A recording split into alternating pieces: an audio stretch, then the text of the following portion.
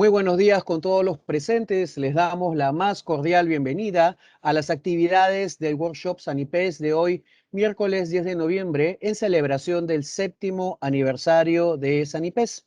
Precisamente el día de hoy vamos a dar inicio al evento denominado Desarrollo y Evaluación de Comportamiento de los Estudios realizados en especies y productos hidrobiológicos para la determinación de contaminantes ambientales. Este muy interesante tema va a estar a cargo de dos especialistas de la Subdirección de Inocuidad, área que pertenece a la Dirección de Sanidad e Inocuidad de Sanipes. Pues bien, vamos a saludar la presencia de nuestros dos ponentes que el día de hoy se van a hacer presentes, el ingeniero Mario Salinas y la ingeniera Karim López. Bueno, tal como lo mencionamos, vamos a dar pase a nuestra primera ponente para dar inicio a esta primera parte de la charla. Ingeniera, muy buenos días. Adelante, por favor. ¿Qué tal? Muy buenos días. Estamos muy contentos por compartir esta mañana con ustedes este workshop por nuestro 7º aniversario de la creación de Sanipes. Como ya me presentaron, soy la ingeniera Karim López de la Subdirección de Inocuidad. A la vez quiero hacer extensivo los saludos de nuestra directora de Sanidad e Inocuidad, la médico veterinaria Muriel Gómez, y de nuestro subdirector de Inocuidad, el ingeniero Arturo Aybar. Quiero empezar reflexionando sobre el objeto de la ley de creación del Sanipes, que indica que es garantizar la inocuidad de los productos pesqueros y acuícolas. El mismo documento nos indica cómo, fortaleciendo a la autoridad sanitaria pesquera y elevándola a niveles de competitividad técnica y científica. La exposición que vamos a presentar a continuación da fe de eso, de que vamos en ese camino. En resumen, les vamos a presentar tanto los resultados de los controles como de las investigaciones desarrolladas por Sanipes sobre los contaminantes ambientales en productos y recursos hidrobiológicos. Ok, vamos a hacer una breve introducción. Luego vamos a mostrar los resultados de la vigilancia en áreas de producción, la vigilancia en productos hidrobiológicos y la vigilancia en centros de cultivo. Esta primera parte la voy a desarrollar yo para que luego el ingeniero Mario Salinas nos presente las investigaciones realizadas por Sanipes, tanto por convenios como las propiamente desarrolladas por la institución. En el marco de esta presentación quiero compartir con ustedes las funciones que tiene la Subdirección de Inocuidad, que es la de formular, proponer, coordinar y ejecutar y evaluar planes y programas en el marco de la inocuidad. Así también realizar análisis de riesgo, formular, coordinar y ejecutar investigación científica y hacer la difusión de los resultados, tanto de las investigaciones realizadas como de los planes y programas. Haciendo una reflexión de las formas de contaminación del medio acuático, les he traído esta imagen. Si bien los contaminantes llegan al medio acuático de forma natural, como por ejemplo los volcanes, la principal fuente de contaminación del medio acuático, mares, ríos, lagos, viene de la actividad propia del hombre, ¿no? Actividades como la producción pecuaria, como la producción agrícola, la producción industrial, desde nuestros hogares, son vertidas las aguas residuales, son por medio de filtraciones, por medio de lluvias, son arrastrados todos estos componentes al medio acuático. Bien, entonces, ¿cómo se contamina el hombre a raíz de esto? De acuerdo a la cadena trófica, principalmente se va haciendo la acumulación en el tejido, en el músculo, desde los peces más pequeños hasta los peces carnívoros más grandes, ¿no? Por ejemplo, la concentración de metales pesados, para que luego, al ser consumidos por el hombre, también estos se vayan acumulando en el tiempo de acuerdo a la exposición, o sea, a los niveles de consumo que tenemos todos. Entonces, es importante la identificación de los contaminantes ambientales que pueden estar presentes en los recursos y productos hidrobiológicos y presentan un peligro para la salud pública.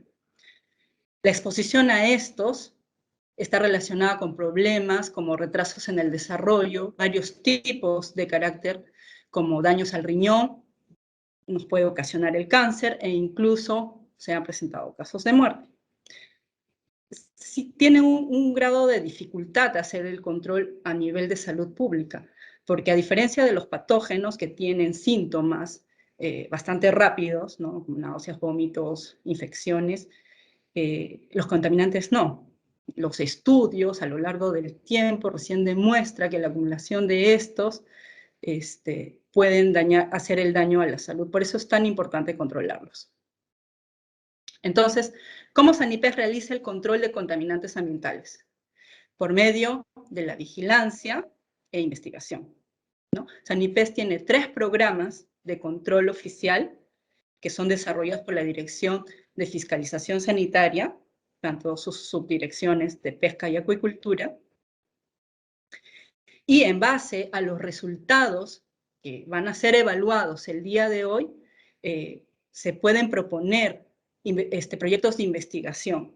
Y los resultados de estos proyectos de investigación, que son mucho más profundos, porque aquí sí se analizan mucho más factores, como son los niveles de consumo, las frecuencias, los pesos, las tallas de la población estudiada, nos dan resultados para poder planificar o rediseñar o mejorar nuestros programas de control, donde se evalúa la vigilancia del cumplimiento de las normas sanitarias. Vamos a empezar por la vigilancia en áreas de producción de moluscos bivalvos, más conocida como el Programa de Control Oficial de Moluscos Bivalvos, ¿no? Durante el periodo de los años 2017 al 2020, se realizó la toma de 575 muestras para análisis de contaminantes, haciendo un total de 1.253 análisis específicamente en metales como cadmio, plomo y mercurio en los moluscos bivalvos. Tenemos acá la distribución en los años, siendo el año 2018 el año con mayor número de muestras y siendo el contaminante cadmio el que ha tenido más evaluaciones, ¿no? Como ustedes saben, los programas están planificados, la frecuencia establecida dentro del programa para lo que es metales pesados es de frecuencia semestral, es decir, que al año tenemos 2 controles, tanto en las áreas de producción autorizadas como en los bancos naturales. Entonces, tenemos que se han realizado el control oficial de acuerdo a la programación ya establecida y también se realizan los planes de contingencia. Como ya muchos saben, cuando un resultado sale no conforme, se activa el plan de contingencia que nos indica de que no puede ser aperturada el área ni se puede emitir DERS, ¿no? Declaraciones de extracción, hasta que se obtengan 2 resultados consecutivos de resultados conformes. Entonces, si evaluamos durante el año 2017 y el año 2018 y parte del 2019, se ha tenido resultados no conformes porque se han activado los planes de contingencia. Luego se tienen los monitoreos por apertura de área, monitoreos por investigación, para lo que es clasificación sanitaria y lo que es seguimiento preventivo, ¿no? Aquí está la descripción de lo que es las áreas de producción monitoreadas. Como les decía, están las autorizadas, los bancos naturales, y estos son los números de intervenciones, ¿no? Como ya hemos evaluado, las áreas que tienen mayor número de monitoreos es las que, como más adelante lo vamos a ver, las que han tenido problemas con resultados no conformes. Se han evaluado estas especies, siendo las mayor monitoreadas la concha de abanico, seguida del choro, en todas las áreas de producción, como le digo, a nivel del litoral peruano, tanto para áreas autorizadas como bancos naturales. De la evaluación del cumplimiento, tenemos un resultado final de una preocupación regular o media, porque se ha obtenido el 32% de resultados no conformes, ¿no? Si vemos la tendencia, los años con mayor resultados no conformes ha sido el año 2017 y el año 2018, disminuyendo ya para el año 2019 y el año 2020. Cabe mencionar que el año 2019 también se aprobó una modificación para el nivel máximo del cadmio, específicamente para lo que es Choros, de lo que era 2, relacionado con el reglamento 1881 de la Unión Europea, pasó al control de acuerdo a lo que es el Códex Alimentarios, que amplió la restricción para el nivel máximo. Si bien es cierto que podemos ver que ha habido una disminución que podría estar asociado a este cambio en la regulación, en la evaluación de los resultados, el comportamiento del metabolito ha ido también en una tendencia a disminuir en el tiempo. Entonces, como les decía, en Choro tenemos el mayor número de incumplimientos, seguido de la Concha de Abanico, y como lo podemos evidenciar aquí, las áreas con mayor número de muestras obedecieron a que fueron las zonas en las que se obtuvieron resultados no conformes, específicamente en cadmio, ¿no? Porque no se tuvieron resultados no conformes ni en plomo ni en mercurio. Evaluando la zona implicada en los resultados no conformes, estos se dieron desde el centro hacia el sur del país, ¿no? Teniendo un mayor número en Arequipa, seguido de Ica y Moquegua. Aparte de activar el plan de contingencia, la Subdirección de Fiscalización Sanitaria Acuícola realiza evaluaciones de las posibles causas de la contaminación. Del resumen de estas evaluaciones se dio de que en el año 2017, el año 2018 ocurrió el fenómeno del Niño, ¿no? Fenómeno que ha sido relacionado con la presencia de cadmio al sur del país y que se ha visto disminuida en el tiempo, ¿no? Desde el 2017 hasta el 2020, obteniéndose el 2020 en los resultados del monitoreo anual, solo un resultado no conforme. Entonces, se ha ido diluyendo en el tiempo la contaminación. Como actividades de mejora, hemos dado el primer paso de lo que es el procesamiento y el análisis de estos datos.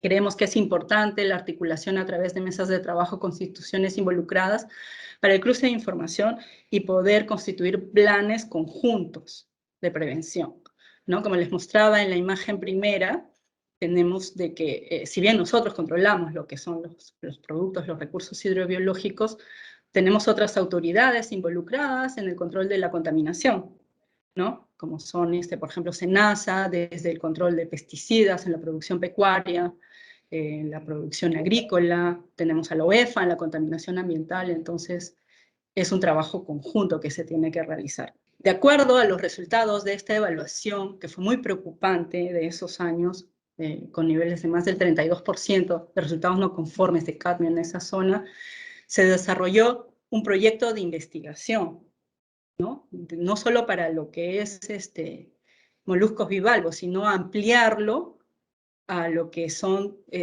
más especies de la zona sur del litoral peruano. Más adelante el ingeniero Mario Salinas les va a exponer los resultados de esa investigación que realizó SANIPES a causa de la evaluación de estos resultados en la zona sur del país. Entonces, tenemos también evaluando y planificando implementar planes de emergencia ante fenómenos naturales, ¿no? Como por ejemplo poder desarrollar simulacros de alerta sanitaria por contaminación a las áreas de producción por fenómenos naturales que se puedan presentar en cualquier parte del país, ¿no? De repente se puedan presentar hacia el norte, entonces tenemos que tener planes de contingencia para estar preparados hasta estos eventuales fenómenos que el Perú, por historia, ya sabemos que estamos predispuestos a eso. También queremos implementar alternativas de solución, ¿no? Si bien los planes de contingencia ya están diseñados y nos han demostrado de que funcionan, porque las áreas son cerradas y de alguna manera gestionamos el riesgo, entonces, como autoridad, nosotros ya mantenemos un control y está demostrado en el siguiente programa, vamos a ver de que no hemos encontrado mayores resultados no conformes en producto terminado, ¿no? Pero sin embargo, queremos visualizar, ir más allá. ¿Qué más podemos hacer? ¿Cómo podemos reaccionar ante una contaminación digamos, por un nuevo fenómeno del Niño. Estamos realizando investigaciones respecto a cómo, por ejemplo, las actividades de depuración y reinstalación pueden ayudar a lo que es depurar, ¿no?, la contaminación de los moluscos bivalvos. Si bien la FAO en algún momento, en el año 2010, indicaba de que la depuración solamente es para el tracto digestivo de patógenos, sin embargo se ha encontrado información, inclusive ya realizada en el país, de que se puede encontrar reducción en los moluscos bivalvos de acuerdo a una reinstalación en cuanto a lo que es contaminación de metales. Seguimos con la vigilancia en productos hidrobiológicos. Tenemos en este caso el programa de control de productos hidrobiológicos nacionales y de exportación, también realizada por la Dirección de Fiscalización Sanitaria. Y tenemos que durante el periodo de 2017 al 2020 se ha realizado la toma de 688 muestras para análisis de metales pesados, de los cuales 3.466 análisis distribuidos principalmente cadmio, plomo, mercurio, para todas las actividades, incluyendo el cromo y el estaño para lo que es conservas, y en harinas tenemos cobre, cromo y zinc, ¿no? Si bien el programa controla todo lo que es legislación nacional, también revisa y monitorea el control de cumplimiento para lo que son normativa internacional. Tenemos que en el 2018 se ha realizado el mayor número de toma de muestras y la actividad congelado ha sido la actividad más monitoreada. Bueno, esto también obedece a nuestros niveles de producción. También se han tomado muestras para lo que son contaminantes ambientales, ¿no? En este periodo se ha realizado la toma de 122 muestras para el análisis de los contaminantes, haciendo un total de 1.883 análisis. Los principales contaminantes monitoreados son pesticidas, dioxinas, PCB, similares a las dioxinas, y también lo que es nitrosaminas. En el caso de harina verde malaquita, en el caso de aceites también verde malaquita, aparte de las dioxinas y PCBs. Del mismo modo, el año 2018 se hizo el mayor control y también la actividad congelado ha sido la más monitoreada. Tenemos 19 especies que han sido controladas y aquí quiero hacer un énfasis en el monitoreo de la pota, ¿no?, que han sido más de 150 tomas de muestras, ¿no? Esto obedece singularmente a que obviamente nuestros volúmenes de producción están asociados a esta especie, y en las regiones están distribuidas principalmente el mayor número de tomas de muestras desde Piura, Ancash y Lima, ¿no?, donde está el mayor número de nuestras plantas de producción. Llegando a lo que es la evaluación de cumplimiento, de 680 muestras tomadas en metales pesados, durante el periodo de 2017 al año 2020, hemos tenido en total solamente 18 resultados no conformes, lo que hace el 3%. Si hacemos el análisis de las especies, la mayor ha sido la anchoveta con 5 resultados no conformes, tenemos la sardina con 4, pero no vemos a la pota, ¿no? Si vemos a la pota, que ha tenido más de 150 análisis o muestras analizadas, no tenemos, tenemos 0 resultados no conformes, lo que lo hace una especie de muy bajo riesgo. Estas son las infraestructuras, 18 resultados no conformes durante ese periodo, y tenemos que la distribución, ¿no? En harina hemos tenido 3 el 2018, 2 el 2019, en conserva 3 el 2017, 1 el 2018, 1 el 2019, y en congelado tenemos 3 el 2018, 1 el 2019 y 1 el 2020. ¿No? Las zonas donde se han encontrado estos no conformes han sido Piura, Lima, Ica, pero son solamente 18 resultados no conformes. Entonces, de la evaluación y el procesamiento de estos datos han salido importantes actividades de mejora, ¿no? Siempre es importante la articulación a través de las mesas de trabajo con instituciones involucradas para el cruce de información, pero vimos la necesidad de, por ejemplo, hacer convenios con el IMARPE, porque si bien podemos detectar los metales en las plantas de producción, creemos que es importante complementar la investigación estableciendo, prácticamente monitoreando zonas de pesca, ¿no? Entonces el convenio nos permite subir a los cruceros de prospección del IMARPE y queremos poder concretar esta actividad para proyectos de investigación futuros, ¿no? Que nos puedan establecer exactamente las zonas de pesca. Tenemos en lo que es investigación, en realización de proyectos de investigación, también se viene desarrollando un proyecto con derecho de pesca en el cual a lo largo del litoral peruano estamos evaluando lo que es la determinación de contaminantes ambientales y metales pesados en productos hidrobiológicos de las principales especies de comercialización. Actualmente se viene desarrollando ya este proyecto de investigación. Como les comentaba anteriormente, los proyectos de investigación, a diferencia de lo que es monitoreos, el monitoreo solamente ve la parte de cumplimiento. En cambio, en un proyecto de investigación podemos evaluar, ¿no?, los niveles de consumo, porque no solamente es toma de muestras, sino esto va acompañado de encuestas que el ingeniero Mario Salinas más adelante nos va a explicar. Entonces, para mejorar el diseño del programa, tenemos que priorizar los riesgos, ¿no? Y esto nos va a llevar a optimizar nuestros recursos. Como acciones de mejora, estamos planteando lo que es priorizar los riesgos en cuanto a los resultados, ¿no? Ampliar el monitoreo a especies hasta ahora no monitoreadas y sobre todo priorizar las que sí han salido con resultados no conformes. Seguimos con la vigilancia en centros de cultivo. Tenemos que en el periodo del 2017 al 2020 se ha hecho control y vigilancia en centros de cultivo. Entonces, para lo que es esta evaluación, está definido que el tamaño de muestra anual para la ejecución de este programa debe ser al menos igual al 1% de la producción anual, ¿no?, expresada en toneladas. Y las muestras deben ser distribuidas dentro de las sustancias del grupo A y B.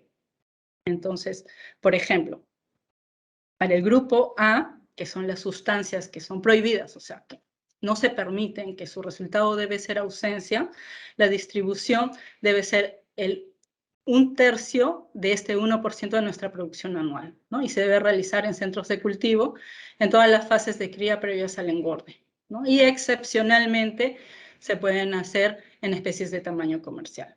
Las del grupo B tienen que ser distribuidas en los 2/3 de este 1% de la producción nacional, en los centros de cultivo y con un tamaño comercial. Estas son las principales especies cultivadas en el Perú. Tenemos lo que es la producción de trucha a nivel nacional, concentrando el mayor volumen en Puno, en la zona centro del país. Luego tenemos a los langostinos, en la zona norte de nuestro litoral. La producción de tilapia en la zona centro a norte, la producción de paiche en nuestra Amazonía y tenemos la concha de abanico desde la zona centro hacia la parte norte. La tendencia de la producción acuícola, como nos muestra el gráfico, desde el 2006 hasta el 2017 es positiva, ¿no? Entonces, siempre estamos avanzando en la producción en los centros de cultivo.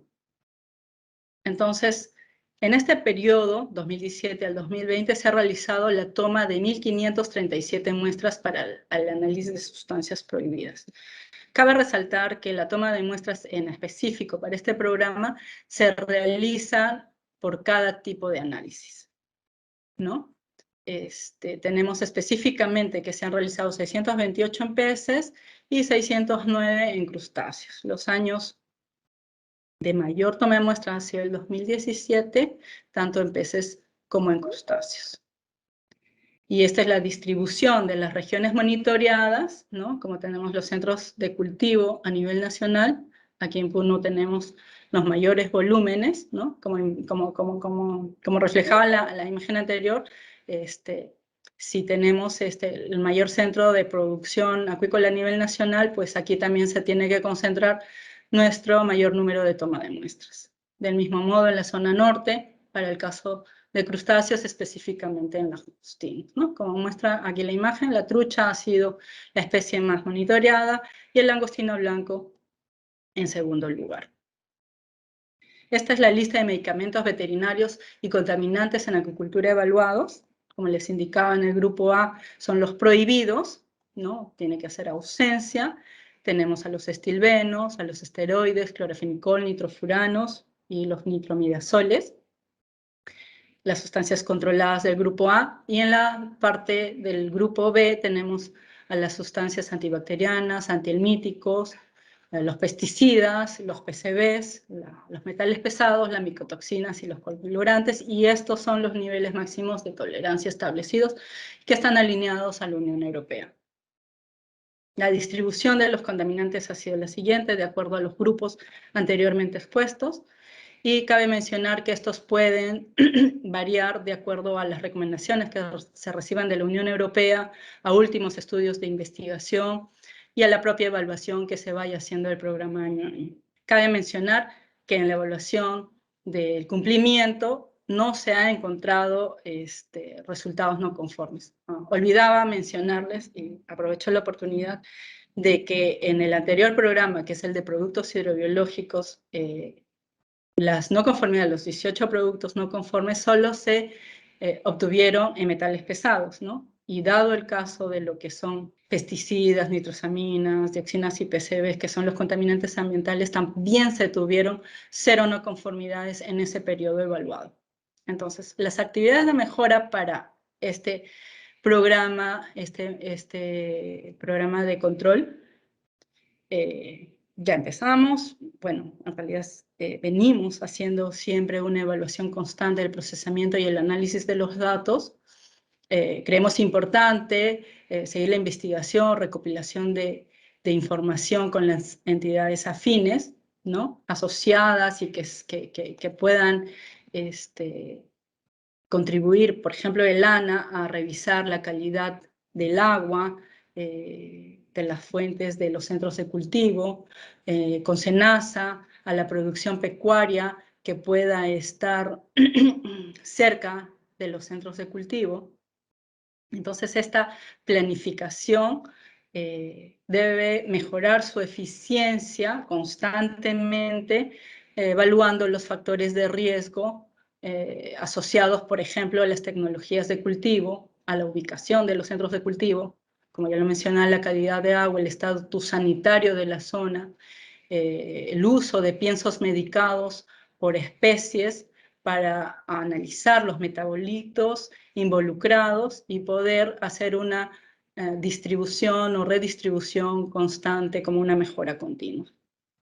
Otra mejora continua es seguir las recomendaciones brindadas por la Unión Europea sobre los métodos analíticos utilizados, los cuales deben detectar los residuos en cuestión. O sea, es decir, tenemos que estar al mismo nivel de la Unión Europea respecto a los límites de detección que ellos establecen. Hasta aquí es mi presentación. Muchísimas gracias, ingeniera. Y vamos ahora a presentar una segunda parte que estará a cargo del ingeniero Mario Salinas, a quien les vamos a dar la más cordial bienvenida. Ingeniero, muy buenos días, bienvenido, adelante con su ponencia. Muy bien, buenos días con todos. Gracias a ustedes por darnos el tiempo y participar de las actividades que realiza Sanipes con el motivo de su 7º aniversario. Y también para mí es muy gratificante compartir con ustedes los resultados de algunos trabajos de investigación que la Subdirección de Inocuidad viene realizando. Vamos a empezar con un trabajo de investigación que se viene realizando aprovechando los convenios que tenemos. En este caso, el trabajo de investigación es la identificación de niveles de radiactividad en recursos hidrobiológicos. Y este trabajo de investigación básicamente se realiza porque tenemos un convenio entre Sanipes e IPEN. Algo para mencionarles acerca de IPEN, que es el Instituto Peruano de Energía Nuclear, que viene realizando los monitoreos radiológicos ambientales desde el año 1964, y los cuales se han intensificado gracias a la ocurrencia del accidente Fukushima que hubo en Japón. Muy bien, entonces, una vez que nosotros hemos concretado este convenio con IPEN, hemos identificado o se ha tratado de dar pase a la evaluación en recursos hidrobiológicos, sobre todo aquellos que tienen comportamiento migratorio, para establecer los niveles de radioactividad. Y digo comportamiento migratorio en especial, ¿no? Porque también hemos evaluado algunos otros recursos que no tienen carácter o comportamiento migratorio. ¿Con qué finalidad hacemos esto? Bueno, con una finalidad preventiva, una prevención de manera conjunta. Nosotros realizamos los monitoreos, ellos realizan los análisis de laboratorio de radioactividad y de forma conjunta se evalúan los resultados para realizar actividades de prevención más que nada. Entonces, es por ello que se firma el convenio entre SANIPES y IPEN con la finalidad de propiciar la cooperación científica y tecnológica entre ambos, ¿no? Desarrollar trabajos de investigación, estimar niveles de radioactividad en recursos hidrobiológicos, disponer de infraestructura para el cumplimiento de los fines del convenio e intercambiar información técnico-científica entre ambas instituciones sobre el tema que nos compete. Al final lo que se quiere llegar es establecer planes de vigilancia o de monitoreo radiológico, tal como ocurre en Japón, como vemos en esta figura, donde a raíz del accidente Fukushima, vienen realizando monitoreos a mayor intensidad, porque anteriormente ya los realizaban. Los análisis de las muestras estuvieron a cargo de IPEN, ¿no? Acá tenemos el detalle de la metodología que ellos están utilizando, y generalmente o principalmente utilizan tres radionucleidos de importancia sanitaria: el cesio 134, el cesio 137 y el potasio 40. El cesio 134 y el cesio 137 son radionucleidos artificiales cuya evaluación se realiza ante un accidente radiológico y nuclear. Es decir, ellos nos van a indicar que efectivamente hubo o no un accidente radiológico en la zona o en el recurso que ha sido afectado. Y el potasio 40 es un control de radioactividad natural, porque el potasio 40 es un radioisótopo que se encuentra de manera natural en todos los organismos vivos. Entonces, en la imagen vemos a un técnico del IPEN realizando un análisis de una preparación de las muestras antes del análisis, y estos son y este es el programa en realidad que utiliza IPEN para la evaluación de los datos, ¿no? Que es el software GENET 2000, donde se realiza la evaluación de las emisiones gamma que ellos analizan. Con respecto a los resultados, hemos hecho una evaluación de radioactividad beta global que, si bien es cierto, no está dentro de los indicadores para la evaluación de radioactividad ambiental, pero sin embargo es importante mencionarla. ¿Por qué? Porque la radioactividad beta global, ¿no? Constituye un indicador primario para la identificación de situaciones de contaminación radiactiva. Es un estándar, ¿no?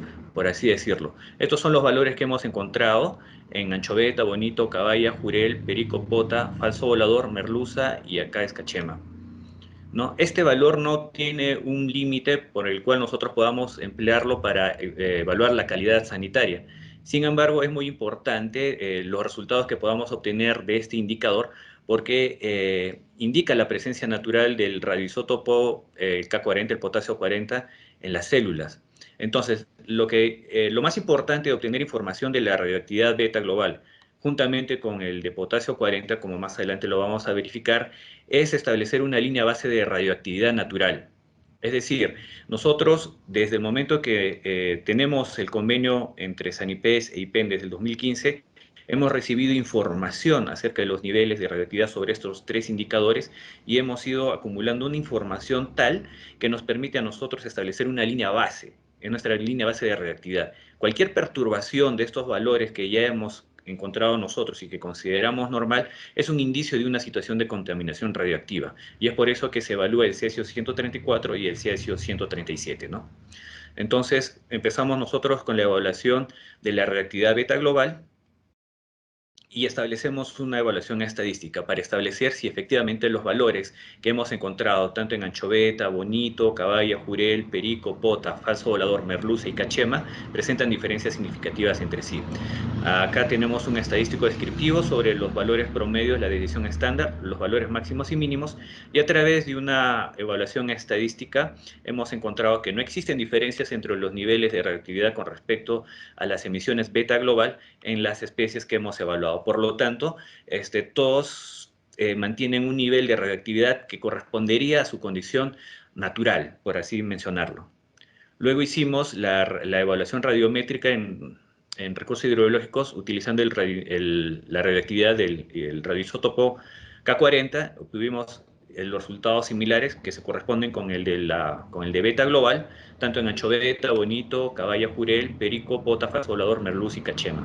En este caso, nosotros sí podríamos presentar un valor de referencia, que es este de acá, ¿no? Y es el que se da o el que se encuentra en la colección de normas de seguridad de este organismo internacional, en el cual nos indican que este radionucleido, el K40, presenta una concentración de actividad de 10 becquerelios por gramo. Becquerelios por gramo es el indicador en el cual nosotros medimos la radioactividad en las muestras que hemos analizado. Solo que en los ensayos y en las muestras que nos han remitido en INPEN, las concentraciones de radioactividad están en becquerelios por kilogramo. Entonces, ¿qué podemos decir sobre la radioactividad K40, ¿no? Generalmente no es necesario regular este material radioactivo porque, como lo habíamos comentado, es un material que se encuentra, o es una radioactividad natural o propia de los organismos vivos. Por lo tanto, no es posible controlar la radioactividad que nosotros tenemos de manera natural. Es por eso que a estos dos parámetros se les aplica un concepto, que es el concepto de exclusión. Además del concepto de exclusión, tenemos el concepto de exención y el concepto de dispensa, ¿no? Pero específicamente para estos dos indicadores, el de beta global y el de radioactividad del isótopo potasio 40, aplicamos el concepto de exclusión. De igual forma, sometimos los datos obtenidos a una evaluación estadística. Estos son la distribución de los datos en diagramas de caja. Tenemos, bueno, valores extremos y valores atípicos en los recursos hidrobiológicos, pero aún así no hemos encontrado que existan diferencias significativas entre los resultados de este indicador en las diferentes especies que hemos evaluado. Acá tenemos un poco de los valores máximos y mínimos, la media y la división estándar con respecto a este radioisótopo. Los resultados adicionales con respecto al cesio 134 y cesio 137, que se han realizado en los recursos hidrobiológicos, presentaron un 96% de resultados con valores no detectables, ¿no? Es decir, que se encontraban por debajo del nivel de detección. Y como ya les habíamos mencionado, nosotros ya tenemos una línea base de radioactividad en los recursos hidrobiológicos con respecto a los otros indicadores. Si estos dos valores, el cesio 134 y el cesio 137, que se encuentran por debajo del límite de detección, no han sido, por valga la redundancia, detectados, entonces significa que los recursos hidrobiológicos no presentan este tipo de contaminación. Además de eso, a través del Decreto Supremo 0979, se establece un valor de 1000 becquerelios por kilogramo para la sustitución o retirada de alimentos siempre y cuando se supere este valor, ¿no? Como ya les había mencionado, el 96% de los datos han encontrado valores no detectables. El otro 4% han encontrado valores, pero muy mínimos y muy por debajo de este valor que nos establece la normativa sanitaria o este decreto supremo, para ser más precisos, ¿no? Entonces, finalmente, con un 95% también de confiabilidad, no se encontraron diferencias significativas entre los resultados de estos parámetros que hemos evaluado, la radioactividad beta global y el K40, en los diferentes departamentos donde se obtuvieron las muestras, ¿no? Estamos hablando de casi todo el litoral peruano, muestras que han sido remitidas de Tumbes, Piura, Ancash, Lima, Ica, Arequipa, Moquegua y Tacna. Acá tenemos una imagen en la cual se muestra la preparación previa de las muestras antes de ser sometidas a este equipo, que es el de espectrometría gamma, ¿no? Y en el lado derecho encontramos un informe de ensayo de radiactividad que nos proporciona IPEN, sobre lo cual nosotros realizamos los análisis respectivos.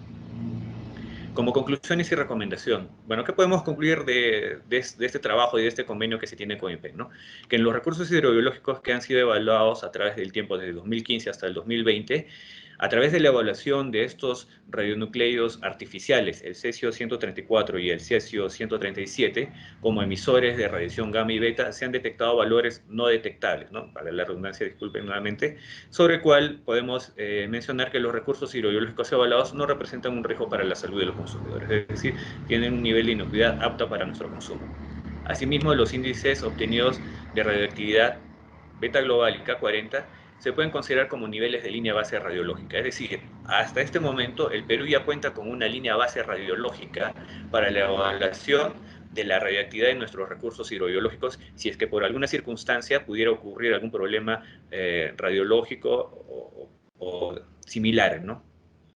Y además considerando también que podemos o que se pueden obtener recursos hidrobiológicos de carácter migratorio, los cuales pueden provenir de zonas o de mares que sí están contaminados, por lo cual es importante su evaluación para, como les estaba mencionando, llevar a cabo actividades preventivas, ¿no? Entonces es importante continuar con este tipo de actividades enmarcadas en el convenio entre SANIPES e IPEN con la finalidad de garantizar la inocuidad de los recursos hidrobiológicos. ¿De qué forma? Reforzando nuestra línea base radiológica, ¿no? De radioactividad en los recursos hidrobiológicos que permite un monitoreo de los compuestos radioactivos en el mar y nos permite asegurar a nosotros obtener recursos hidrobiológicos inocuos, ¿no?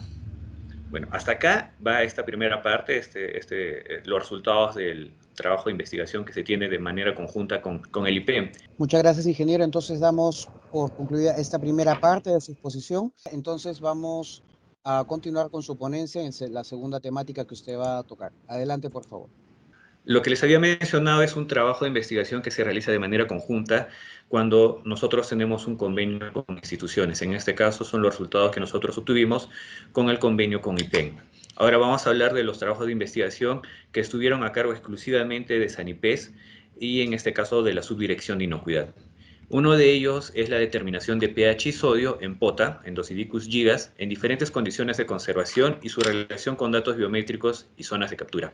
¿A raíz de qué surge este trabajo de investigación? Este trabajo de investigación surge a raíz de que SANIPES venía recibiendo notificaciones de rechazo de lotes de POTA por parte del Ministerio de Agricultura y Ganadería y Abastecimiento de Brasil, MAPA, con respecto a valores de pH y sodio en el producto, es decir, que lo que ellos declaraban en su etiqueta muchas veces no coincidía con lo que estaba en el producto. Y entonces había como un pequeño dilema entre saber cuál es el valor real o cuál es el valor natural de contenido de sodio y de pH que se encuentra en los Endocidicus gigas. La última referencia que nosotros tenemos de los contenidos de sodio es el que fue brindado por IMARPE en el año 1996. Así que, dada el tiempo en el cual reportan este resultado, era necesario actualizar esta información para poder brindar soporte técnico a las decisiones que más adelante podríamos tomar como autoridad sanitaria frente a estas notificaciones. El objetivo era establecer los valores de sodio y pH en el recurso hidrobiológico, en POTA, como les había mencionado, en diferentes condiciones de conservación y su relación con datos biométricos, peso y talla y zonas de captura. Establecimos nuestro plan de muestreo estableciendo 3 zonas, la zona sur, la zona centro y la zona norte. La zona sur estaba limitada por el departamento de Arequipa, la zona centro por el departamento de Lima y la zona norte por el departamento de Piura. Tenemos las zonas de captura del recurso hidrobiológico, el número de muestras que se han obtenido y el origen. En este caso es importante mencionar que también contamos con el apoyo de IMARPE, que nos brindó una cantidad de muestras de POTA a través de los trabajos o de los cruceros de prospección que ellos estaban realizando en ese momento. El resto de muestras la obtuvimos a través de las oficinas de concentradas de SANIPES, sobre todo en el departamento o en la zona norte, ¿no? En el departamento de Piura. Esto es unas imágenes de lo cual se trabajó con IMARPE. Nosotros fuimos al desembarcadero que ellos tienen en el Callao, nos entregaron las muestras, muchas de ellas estaban en ya condiciones de deterioro, no tenían no habían conservado bien la cadena de frío, por lo tanto fue necesario procesarlas en ese mismo momento, y luego de estar procesadas las muestras, las trasladamos a los laboratorios para los análisis respectivos. Acá en la tabla 2 tenemos los métodos analíticos para el desarrollo de los ensayos. Para la determinación de sodio se utilizó espectrometría de masa de plasma acoplado inductivamente, el ICP masa, y el laboratorio fue Inspectory, ¿no? Y la determinación de pH lo hicimos en el laboratorio de SANIPES a través de la metodología que ustedes están viendo en pantalla. Los resultados que obtuvimos. Muy bien, este es un cuadro de dispersión de los resultados que hemos obtenido en los diferentes departamentos de donde se obtuvieron las muestras, ¿no? En círculo celeste tenemos el departamento de Arequipa, en cuadrado marrón, Lima, y en el triángulo verde tenemos la zona norte, que es Piura. En el recuadro A tenemos la distribución del peso, ¿no? Hubo individuos muy pequeños hasta individuos de mayor tamaño, y generalmente los de mayor tamaño correspondían a la zona norte, a la zona de Piura, ya que acá también se obtuvieron mayor cantidad de muestras. Lo mismo sucede con respecto al cuadro B, donde se hace la distribución o dispersión de los datos con respecto a la talla del tubo, ¿no? Entonces tenemos individuos de bajo tamaño y individuos muy mayores, sobre todo en la zona que corresponde a la zona norte. Acá es importante mencionar porque tenemos valores de pH por encima del valor fisiológico.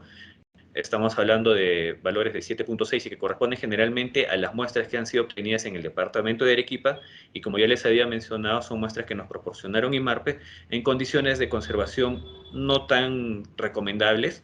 Por lo tanto, el pH en este caso ha ido incrementándose y que corresponden a la zona sur en Arequipa, ¿no? El resto de las muestras que corresponden a la zona centro y norte han mantenido la cadena de frío, por lo tanto el pH se ha mantenido por debajo de 6.5. Y acá tenemos los niveles de sodio. Acá es importante mencionar lo siguiente, porque como vamos a ver más adelante, cuando empecemos a correlacionar y hacer las regresiones entre los diferentes parámetros que hemos evaluado, acá podemos ver claramente que los valores de sodio en las muestras que han sido remitidas desde la zona sur en Arequipa, y que generalmente son muestras de menor tamaño con respecto a las otras dos zonas, han presentado mayores concentraciones que la zona centro y la zona norte, ¿no? Entonces, esos cuadros de dispersión nos dan más o menos una idea de cómo se están comportando las variables con los datos que hemos ido obteniendo a través del tiempo. Esto es un poco de los estadísticos descriptivos de las zonas de estudio. Tenemos la zona sur, centro y norte, los diferentes parámetros que hemos analizado, el número de muestras que se han obtenido. En el sur hemos obtenido menos cantidad de muestras y en menor tamaño con respecto a la zona centro y la zona norte, donde sí ya hemos obtenido el grueso de las muestras, ¿no? Los valores mínimos, máximos, las medias para los diferentes parámetros que hemos evaluado y la división estándar. Luego hicimos una correlación entre las diferentes variables para establecer cuál es el nivel de respuesta entre ambas, ¿no? Entonces, ahí nosotros lo que obtuvimos principalmente fueron los coeficientes de correlación para establecer el grado de asociación que hay entre las diferentes variables. En este caso podemos precisar que la variable peso con respecto al sodio y la variable talla con respecto al sodio pues tienen una correlación inversa, y de acuerdo al coeficiente de determinación han obtenido un buen nivel de asociación entre estas dos variables, ¿no? También se obtuvo un nivel de asociación bastante alto cuando se evaluaron los parámetros de peso y talla, como lo verificamos acá. Sin embargo, también pueden haber correlaciones o relaciones, mejor dicho, entre otras variables, pero que sin embargo, a través de la búsqueda de literatura, no se ha podido encontrar un sustento para que estos resultados tengan un grado de discusión, por así decirlo, ¿no? Y esto sucede cuando, por ejemplo, evaluamos el pH con la talla y el pH con el peso. Si bien es cierto, el pH es un indicador fisiológico, de todos modos quisimos evaluar para ver si había algún grado de asociación con respecto al peso y la talla. En realidad sí lo encontramos, pero no encontramos bibliografía como para hacer discusión, porque por ende el pH es un indicador más de un grado fisiológico y difícilmente podría estar relacionado con las condiciones biométricas del recurso hidrobiológico que se ha muestreado, ¿no? Del mismo modo, evaluamos la relación que tenía el pH y el sodio, ¿no? Y sí, en este caso sí no encontramos ningún grado de asociación entre estas dos variables. Luego de ello pasamos a establecer la regresión lineal a través del coeficiente de determinación entre las variables que ya anteriormente habíamos identificado. Y efectivamente, entre talla y peso existe un alto grado de correlación, con un 82% de respuesta entre ambas variables, ¿no? Entre la dependiente y la dependiente. Es decir, entre la dependiente y la variable dependiente existe un 82% que sustenta el comportamiento de una con respecto a la otra. Cuando hablábamos del peso y el sodio y la talla y el sodio, si bien es cierto, encontramos regresión inversa, pudimos encontrar que el nivel de respuesta entre ambas variables era moderado. No es que sea tan alto ni tan bajo, pero sin embargo era un nivel de respuesta moderado, ¿no? Estamos hablando de un 36% de respuesta para el caso de peso y un 43% para el caso de la talla. Para las demás variables, como les había mencionado, si bien es cierto, pudieron haber existido niveles de respuesta moderadas, pero sin embargo no encontramos información bibliográfica como para hacer la discusión de estos resultados o información científica que pudiera sustentar este tipo de regresión o correlación que existen entre estas dos variables. Lo mismo sucedió cuando se hicieron las comparaciones y la regresión entre pH y sodio, ¿no? Hicimos las comparaciones de acuerdo a las zonas de estudio, ¿no? La zona o la figura A corresponde a la evaluación de la temperatura, y como les había mencionado, así acá hubo una gran dispersión de los datos porque las muestras, sobre todo las que nos llegaron de IMARPE, tenían en algunas de ellas 5 muestras no conservaron la cadena de frío, sin embargo otras 3 muestras sí presentaban niveles de congelación. Con respecto a las muestras que se obtuvieron en la zona norte, sí habían mantenido su cadena de frío, y con respecto a la zona sur, sí, bueno, una gran variación. En la zona norte, en la zona centro, mejor dicho, estos valores extremos se refieren a las muestras que nos brindaron IMARPE, ¿no? Unas tenían temperaturas de refrigeración y otras a temperatura ambiente, y una pequeña cantidad estaba congelada. Con respecto al cuadro B, que refiere al peso total, bueno, las de la zona sur presentaron menor peso porque fueron individuos mucho más pequeños con respecto a la zona centro y a la zona norte, donde no hubo diferencias significativas entre ambas, ¿no? El mismo comportamiento se ve con respecto a la talla, y acá es interesante verificar el cuadro D, que es con respecto al sodio, ¿no? El sodio en la zona sur tiene una mayor concentración y corresponde a los individuos que tienen menor peso y menor talla, con respecto a la zona centro y la zona norte, ¿no? Que son de mayor tamaño, y por lo tanto la concentración de sodio, en este caso, de acuerdo a estos gráficos, está muy por debajo que de la zona sur. Y luego, con respecto a la talla o al E, estamos hablando del pH, que sería casi el mismo comportamiento con respecto al cuadro A, ¿no? Porque el pH es un grado, bueno, indica el nivel de descomposición, o es un indicador del nivel de descomposición de los recursos hidrobiológicos. A nivel fisiológico, cuando la pota es capturada, tiene pHs entre 6.1 y 6.3, y si uno lo conserva de 0 a 2 grados centígrados, este pH puede reducir hasta 6 y se puede mantener ahí hasta por 2 semanas. Sin embargo, en algún rompimiento, o si se produce el rompimiento de la cadena de frío, se produce un incremento del pH, ¿no? Que es lo que hemos visto acá, ¿no? Que les estaba mencionando con respecto a las muestras que nos brindó IMARPE. Así que las muestras que nos brindó IMARPE nos permitió también llegar a este tipo de conclusiones. Así que no fue tan malo que nos hayan brindado muestras en estado de descomposición. ¿Qué conclusiones podemos sacar de este primer trabajo de investigación que realizamos? Bueno, que el contenido de sodio en pota, que fue reportado por IMARPE y TP en el 1996 todavía, fue de 198.2 miligramos por cada 100 gramos de muestra, ¿no? Este valor mayor es un valor mayor al promedio que hemos obtenido en la zona sur, que es de 188.13 miligramos por cada 100 gramos de muestra, mayor que en la zona centro en Lima, con un valor de 129.12 miligramos por cada 100 gramos de muestra, y mucho mayor al que hemos obtenido en la zona norte, en Piura, con un valor de 117.8 miligramos por cada 100 gramos de muestra, ¿no? Si bien es cierto, los valores promedios son menores al valor reportado por IMARPE, hay resultados en las zonas de estudio donde el contenido de sodio ha sido mayor al reportado por IMARPE, ¿no? Excepto en la zona norte, donde sí, definitivamente todos los valores han sido menor a 198.2 miligramos por cada 100 gramos, que fue reportado por IMARPE, ¿no? Asimismo, también es importante mencionar que el resultado reportado por IMARPE no hace referencia a la biometría del recurso hidrobiológico analizado. Entonces, por lo tanto, no se pudo haber hecho comparaciones estadísticas para establecer si efectivamente existían diferencias con respecto a este resultado, porque estaríamos dejando de lado la biometría de los recursos hidrobiológicos, que, como ya hemos visto, sí afectan el contenido de sodio en la pota, ¿no? Entonces, con los resultados que se van obteniendo, se ha podido establecer diferencias significativas del contenido de sodio cuando las muestras proceden de diferentes zonas de captura, y esto básicamente influenciada por el tamaño de los recursos hidrobiológicos, ¿no? Asimismo, se estableció una correlación negativa con respecto al tamaño de los ejemplares, es decir, que a menor tamaño del recurso se incrementan los valores de sodio. Sin embargo, se obtuvieron bajos coeficientes de determinación, es decir, entre bajo y medio, ¿no?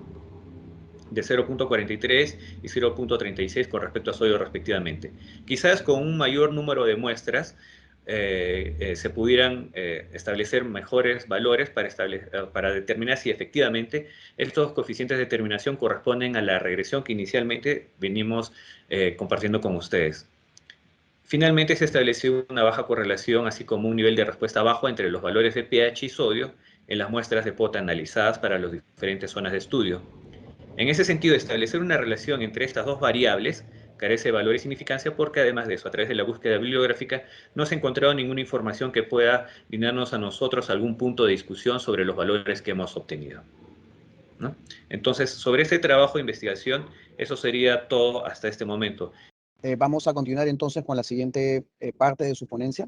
Este trabajo de investigación que les voy a presentar a continuación es un trabajo más que nada recopilatorio de los datos que ya se tenían en SANIPES y quisiéramos, o bueno, lo que hicimos fue relacionarla con otros factores adyacentes a los resultados que hemos obtenido para establecer una línea base que nos permita a nosotros iniciar un proceso de una evaluación de riesgo, ¿no? Entonces, evaluamos la información que ya teníamos, identificamos factores asociados al mismo y con esa información nosotros pretendemos más adelante llevar a cabo un estudio de evaluación de riesgo propiamente dicho. Como antecedentes sabíamos que en Madre de Dios hay la actividad antropogénica que refiere a la actividad minera aurífera a través del uso de mercurio, ¿no? Y sabemos que el mercurio, bueno, es un contaminante, está dentro de las sustancias más perjudiciales para la salud del ser humano, según la OMS, y que a través de la minería de oro artesanal genera contaminación, ¿no? Y esta contaminación generalmente llega hasta las aguas, donde el mercurio, por sus características químicas, tiene la posibilidad de convertirse en un compuesto orgánico a través de metilmercurio, y de esta forma es mucho más agresiva, si cabe el término, con respecto a la salud de las personas, cuando este compuesto se encuentra en los recursos hidrobiológicos como fuente de proteína. Y sobre todo este problema es mucho mayor cuando la fuente principal de proteína en estas localidades es a través del consumo de pescado, como es lo que sucede en Madre de Dios, ¿no? El objetivo fue actualizar la información sobre el contenido de mercurio de los reportes que nosotros ya anteriormente habíamos realizado en las intervenciones que realizó SANIPES. Era necesario evaluar de forma integral todos esos datos que habíamos obtenido y empezar a verificar algunos otros factores que pudieran haber afectado estos resultados que ya habíamos obtenido a través de las intervenciones, ¿no? ¿Y esto para qué? Para sus consideraciones en una evaluación del riesgo. Entonces, la metodología, como les menciono, fue la recopilación de la información enfocada sobre 3 puntos de una evaluación del riesgo, ¿no? Primero nos íbamos a enfocar en estos 3 puntos, que es, identificamos el peligro, caracterizamos el peligro, luego tendríamos que hacer una evaluación de la exposición. La evaluación de la exposición está básicamente relacionada a la revisión bibliográfica, porque sobre este punto ya se han hecho extensos trabajos de investigación, no solo en el país, sino también en Bolivia, en Colombia y en Brasil. Pero sin embargo, falta de parte de nosotros llegar a este punto. Pero por lo pronto, este trabajo de investigación se enfoca más que nada en la parte inicial, es decir, la identificación y la caracterización del peligro. Sobre la identificación del peligro, nosotros tendríamos que haber, hecho las siguientes preguntas, ¿no? ¿Cuál es la naturaleza del peligro para la salud de los seres humanos y cuáles son las circunstancias bajo las cuales se puede expresar un peligro identificado? El peligro identificado, ya lo hemos hecho, es el mercurio, pero necesitamos responder estas 2 preguntas. Sobre eso es lo que hemos hecho esta recopilación. Entonces, primero identificamos el problema es el mercurio, identificamos actividad minera, estas son las zonas mineras en el departamento de Perú y estas son las zonas mineras en el departamento de Madre de Dios. Por favor, me gustaría mucho que puedan fijar bien en este mapa, porque generalmente las zonas mineras se encuentran ubicadas en esta cuenca de acá, ¿no? Están de color rojo. Luego identificamos la producción de oro en Madre de Dios. Entiendo yo que esta información es la información de la minería formal que hay en el departamento de Madre de Dios, pero como todos sabemos, en el Perú el 70% de las actividades laborales son informales, incluyendo la minería.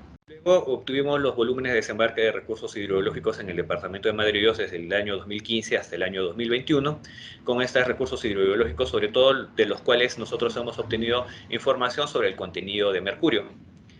Y luego hicimos, a manera de ver cómo es que se comportaba la actividad minera con respecto a la actividad extractiva, y ploteamos los resultados en esta figura de acá, ¿no? Entonces, la línea roja es la actividad minera, y que desde 2015 hasta el 2020 ha ido bueno, ha estado bajando la actividad, ¿no? Pero sin embargo los niveles extractivos se han mantenido. Entonces, lo importante acá es mencionar que esta actividad básicamente corresponde a la actividad formal. Y si es que ha estado disminuyendo, es que la actividad informal ha estado incrementándose. Ahora, otro punto también importante acá a mencionar es esta línea amarilla que corresponde a la mota punteada, ¿no?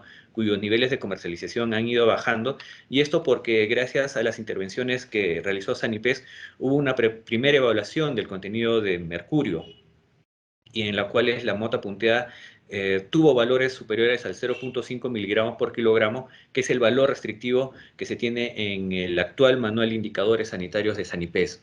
Tenemos que mencionar acá que los valores que nosotros utilizamos o que nosotros aplicamos para la fiscalización y para el control de los contaminantes, actualmente ya se viene actualizando en una nueva versión, las cuales más adelante le voy a explicar cuál es la importancia de este trabajo sobre la formulación de este nuevo herramienta sanitaria que Sanipes pronto, imagino, ya debe estar poniendo a disposición de todos. Como les había mencionado en la imagen anterior, no sé si recuerdan acá, esta es la cuenca donde se realiza la actividad minera, y paradójicamente también es la cuenca donde se realiza la mayor actividad acuícola identificada en el departamento de Madre de Dios, ¿no?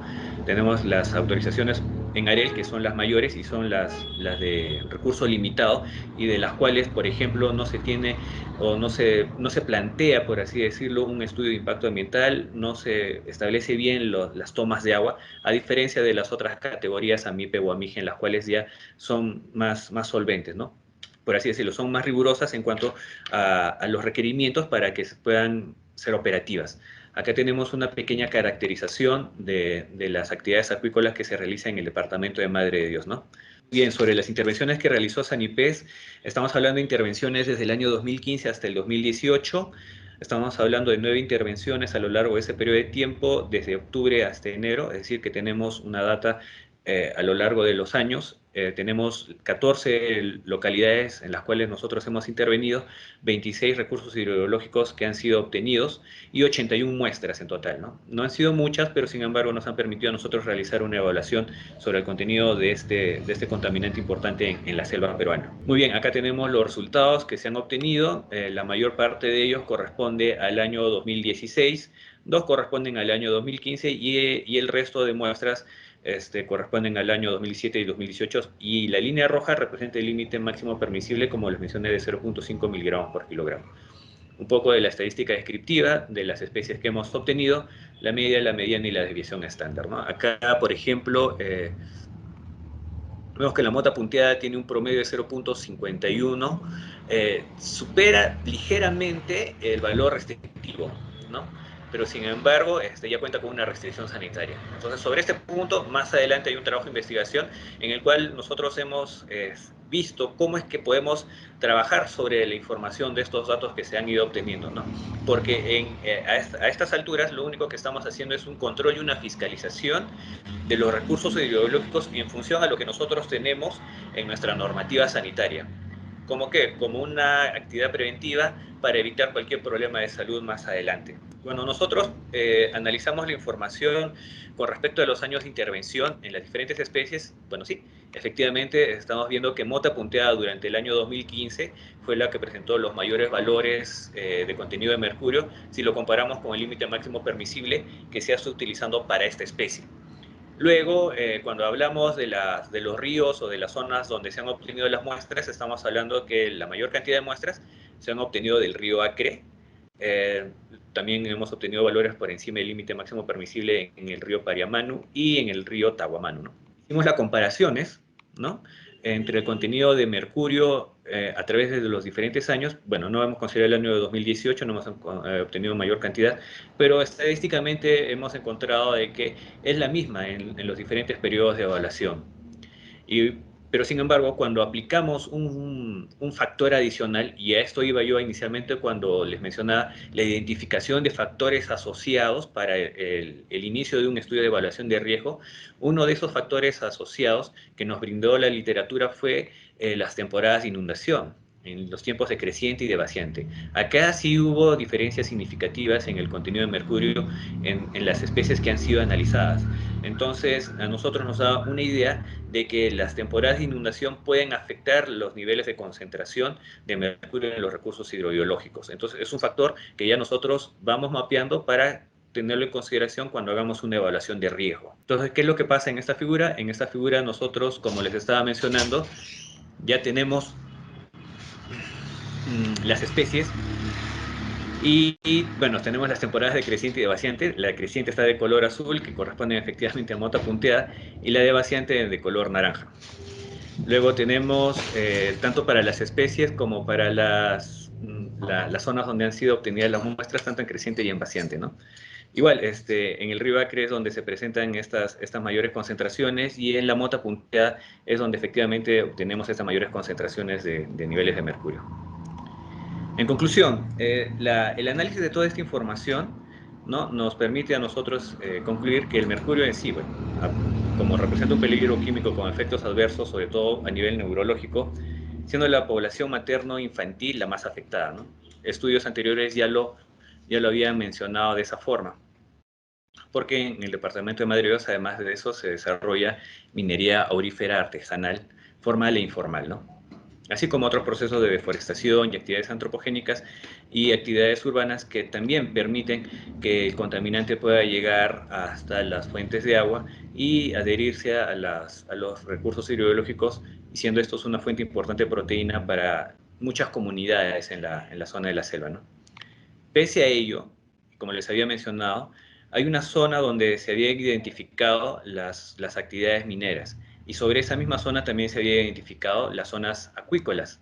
Pero sin embargo, gracias a los planes de control que realiza Sanipes en acuicultura, donde se incluye la evaluación de metales pesados en actividades acuícolas, esas actividades acuícolas no se han visto afectadas, ¿no?, porque se han obtenido valores de contenido de mercurio menores a 0.09 miligramos por kilogramo y 0.02 miligramos por kilogramo, sobre todo en especies de cultivo como son paco y gamitana. Y estamos hablando de que estas actividades de monitoreo generalmente se realizan en centros acuícolas habilitados, pero como hemos visto, hay grandes actividades acuícolas que corresponden a AREL, es decir, actividades de repoblamiento o de autoconsumo. Entonces, si bien es cierto, las actividades que están habilitadas han sido eficientemente controladas, porque, valga la redundancia, si vemos ese mapa con respecto a las actividades, podríamos creer que habría un cierto grado de contaminación. Quizás tendríamos que ampliar un poco más la evaluación hacia las actividades AREL para ver si efectivamente cómo se están comportando o cómo se estaría comportando el contaminante en estos niveles de cultivo que se tiene, ¿no? Y si efectivamente están habilitadas o no están habilitadas. No, ahora, sin embargo, a diferencia de los recursos hidrobiológicos de actividades acuícolas, las actividades o los recursos hidrobiológicos que sufren actividad extractiva, como en este caso de la mota punteada, representaría un riesgo para la salud del consumidor. Y yo digo representaría porque si nosotros estamos utilizando una normativa sanitaria en la cual el nivel máximo permisible te indica de 0.5 y este individuo o esta especie presenta valores por encima de este valor, entonces estamos hablando que representaría un riesgo para la salud del ser humano. ¿Cuál es el riesgo que este en realidad representa? Es lo que en el siguiente estudio les voy a indicar cómo es que se hace esa evaluación. Pero por el momento, como esta herramienta sanitaria, esta normativa sanitaria es una normativa que a nosotros nos permite controlar y fiscalizar los recursos hidrobiológicos sobre los contenidos de contaminante que presentan, de tal modo que no represente un riesgo para nuestra salud, estaría representando, como les estaba mencionando, este riesgo, ¿no? Pero acá hay un detalle muy importante con respecto a esta especie. Si bien es cierto, nuestra normativa sanitaria vigente establece 0.5 miligramos por kilogramo de mercurio, en Perú y en Colombia, en Brasil, sin embargo, establece un valor de 1 miligramos por kilogramo de mercurio, ya que considera la mota punteada como una especie carnívora, ¿no? Entonces, ¿qué es lo que pasa? Acá se produce como una contradicción, porque estamos hablando de una zona fronteriza entre Perú y Brasil, donde se encuentra Madre de Dios. Por un lado, nuestra normativa nos está indicando que es 0.5 y por el otro lado nos está indicando que es un miligramo por kilogramo. Sin embargo, compartimos el mismo río, el río Acre. Entonces, como que por ahí no hay una verdadera concurrencia de las conclusiones y de las evaluaciones que nosotros realizamos. Es en ese sentido que en la nueva normativa sanitaria que pronto, imagino, ya debe estar a disposición de todos nosotros para la evaluación de las condiciones y de los criterios sanitarios que deberían cumplir los recursos hidrobiológicos para su comercialización. Ya se está considerando que los niveles de mercurio que deberían haber, ya se está especificando para recursos hidrobiológicos propiamente de la selva, en la cual sí se está considerando 1 miligramo por kilogramo. Cuando eso suceda, entiendo que las restricciones a la comercialización de mota punteada ya debería dejarse sin efecto. Pero eso no significa que no se pueda seguir realizando estudios con otros recursos hidrobiológicos, porque el problema, como ya les había mencionado, de mercurio en la zona existe. Por lo tanto, es necesaria la intervención tanto sanitaria como de otros organismos del Estado para abarcar este problema de manera conjunta, un enfoque global que nos permita brindar una solución al recurso hidrobiológico, ¿no? Entonces, en ese sentido, la identificación o realizar estudios de investigación en los cuales se puedan considerar otros factores, como puede ser la especialización del mercurio por ciertos órganos del recurso hidrobiológico, así como los niveles de consumo que hay en la población, las características biométricas de la población, identificar las poblaciones de riesgo, es muy importante para que nosotros podamos empezar a desarrollar una evaluación del riesgo que nos permita tener a nosotros información científica para poder realizar gestión y comunicación del mismo, ¿no? Bueno, sobre este punto es hasta acá donde llega mi exposición sobre este trabajo de investigación que les he mencionado, que básicamente es un trabajo recopilatorio. Vamos a dar entonces ya pase a la última parte, ya para cerrar esta actividad por el segundo día, ¿no? Adelante, por favor, ingeniero Salinas. Muy bien, y sobre todo al comentario que hizo Jaime, ¿no? Este trabajo de investigación es un trabajo que ya escala más allá de la evaluación de la condición sanitaria del recurso hidrobiológico. Escala más allá porque acá lo que nosotros vamos a hacer es evaluar el nivel del riesgo que significa consumir un recurso hidrobiológico con un cierto volumen que presenta una cierta concentración de un contaminante. En este caso, hicimos una evaluación de riesgo toxicológico basada en el contenido de metales, arsénico, cadmio, plomo y mercurio en recursos hidrobiológicos de la zona litoral. Y nuevamente, hacer el hincapié, los resultados que en este trabajo vamos a encontrar son ese tipo de trabajos de resultados que les estoy mencionando, nos van a servir a nosotros evaluar el nivel de riesgo que representa estos contaminantes. No significa que es una evaluación o una fiscalización o en función a estos resultados se tiene que realizar algún tipo de restricción o falta de comercialización. Simplemente es un enfoque al tipo de problema cuando nosotros encontramos ciertos valores y que no los consideramos o que no los evaluamos con respecto a lo que nos está indicando la normativa sanitaria. Nosotros obtenemos los resultados y le damos un enfoque. ¿Por qué? Porque nosotros identificamos el problema, hacemos la evaluación de la exposición, caracterización del peligro y luego en función a eso podemos plantear nuevas acciones de gestión del riesgo. No simplemente están basadas en la restricción comercial o algún tipo de acción que podría generarse en función a los resultados que vamos ahora a presentar. Entonces, dicho esto, quiero más o menos que quede claro cuál es la intención de haber realizado este tipo de trabajo, más que nada no a nivel restrictivo, sino a nivel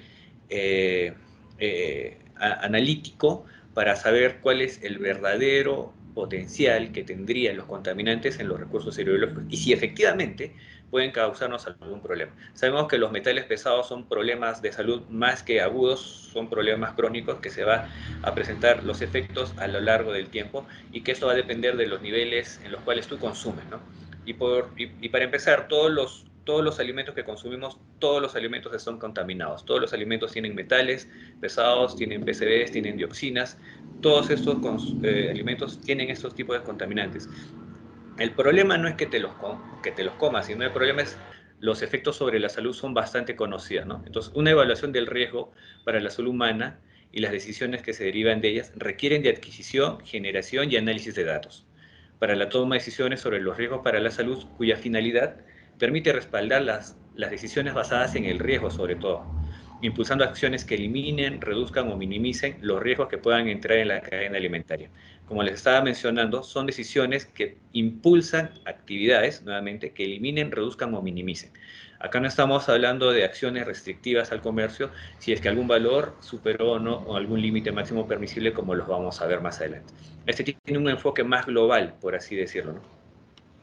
Para llevar a cabo la evaluación del riesgo toxicológico basada en el contenido de metales, ¿no? Se obtuvieron datos del contenido de estos contaminantes en diferentes recursos hidrológicos, sobre todo los de mayor consumo en los departamentos de Ica, Arequipa, Moquegua y Tacna, tras lo cual se calculó un índice de riesgo. El índice de riesgo que nosotros establecimos fue la ingesta semanal tolerable provisional. ¿Y por qué este índice?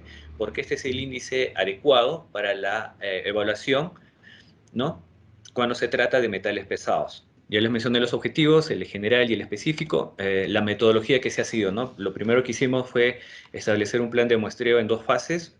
Planteamos uno con la base de la información que nosotros podíamos encontrar en bibliografía, y a través del desarrollo de un taller de inicio. Estos fueron validados en estas zonas donde se desarrollaron las tomas de muestra, ¿no? En Tacna, en Arequipa, en Moquegua y en Hilo. Para la ejecución, y bueno, una vez que se ha validado el plan de muestreo, lo que hicimos fue la ejecución del plan de muestreo propiamente dicho, y la obtención de datos biométricos y la preparación de las muestras. Luego de ello, realizamos el análisis de las muestras. Para el análisis de las muestras, dividimos las muestras en 2, ¿no? Nosotros, a través del proyecto de innovación en pesca y acuicultura, a través del PENIPA, tuvimos la posibilidad de adquirir un analizador de mercurio directo, ¿no? Un analizador de mercurio directo Triselda Milestone DMA80, ¿no?, que permite la determinación de mercurio a nivel alimentario. Entonces, una cantidad de muestras las destinamos para el ensayo de mercurio, y las otras muestras que corresponderían a las mismas especies las destinamos para los análisis de arsénico, cadmio y plomo, a través de un laboratorio tercerizado que nosotros pudimos contratar.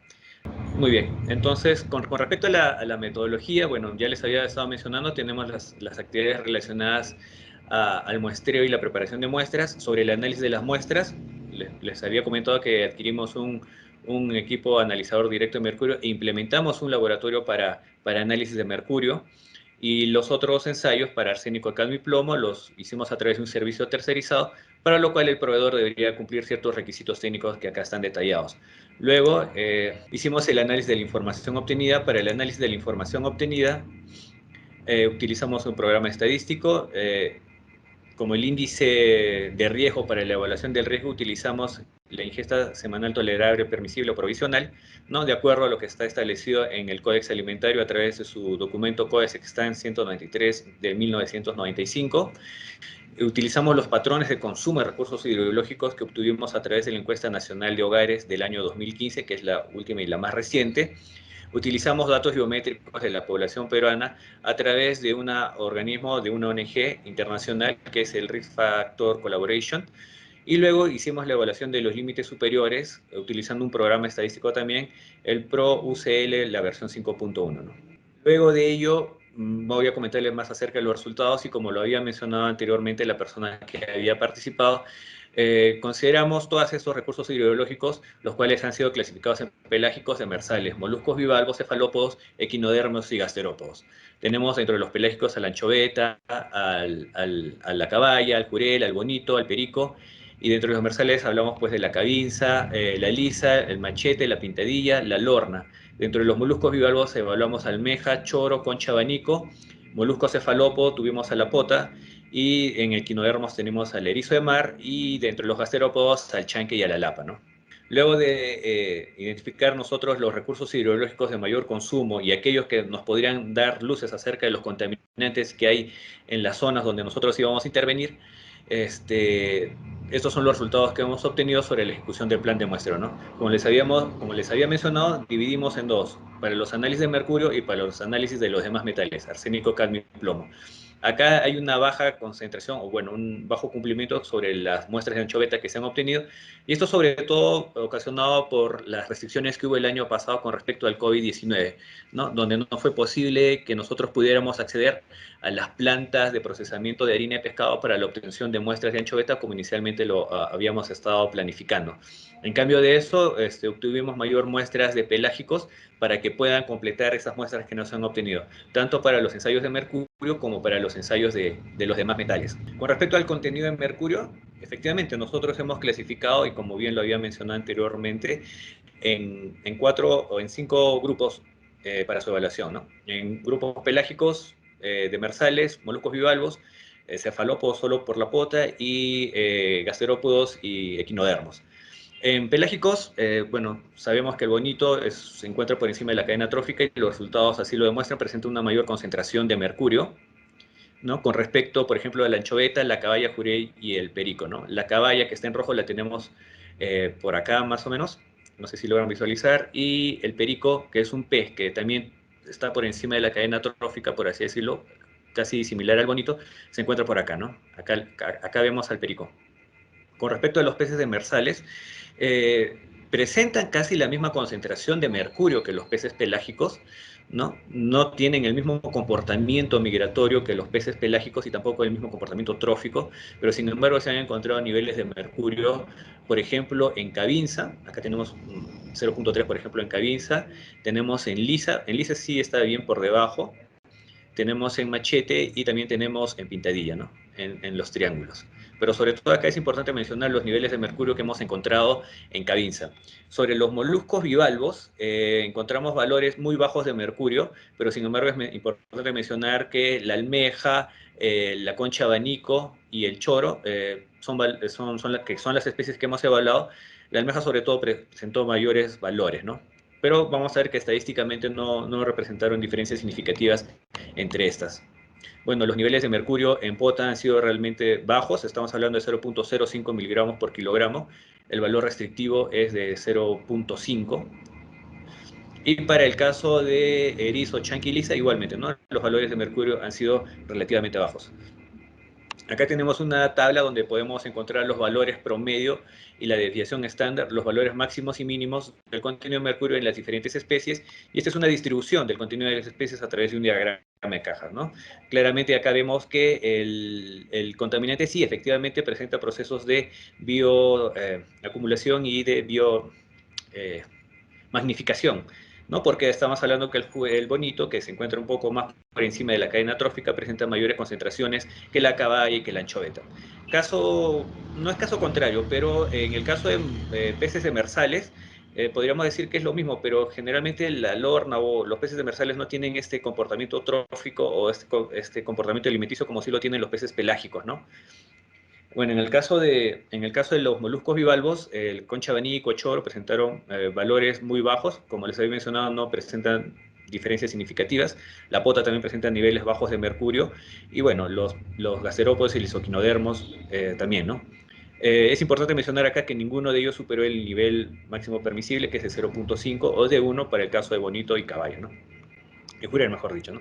Estamos hablando de valores máximos que llegan hasta 0.3, y esos son valores extremos, ¿no?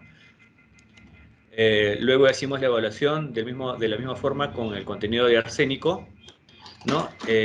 Acá estamos viendo que jurel, bonito, presentan las mayores concentraciones de arsénico cuando se refieren a peces pelágicos. Con respecto a peces demersales, estamos hablando de la lisa, estamos hablando del arsénico, y por ahí tenemos Cavinsa, y las demás especies sí presentan valores por debajo, o valores mínimos. No podríamos hablar acá de valores por debajo de un límite máximo permisible, porque el arsénico hasta ahora en nuestra normativa sanitaria no presenta un nivel restrictivo.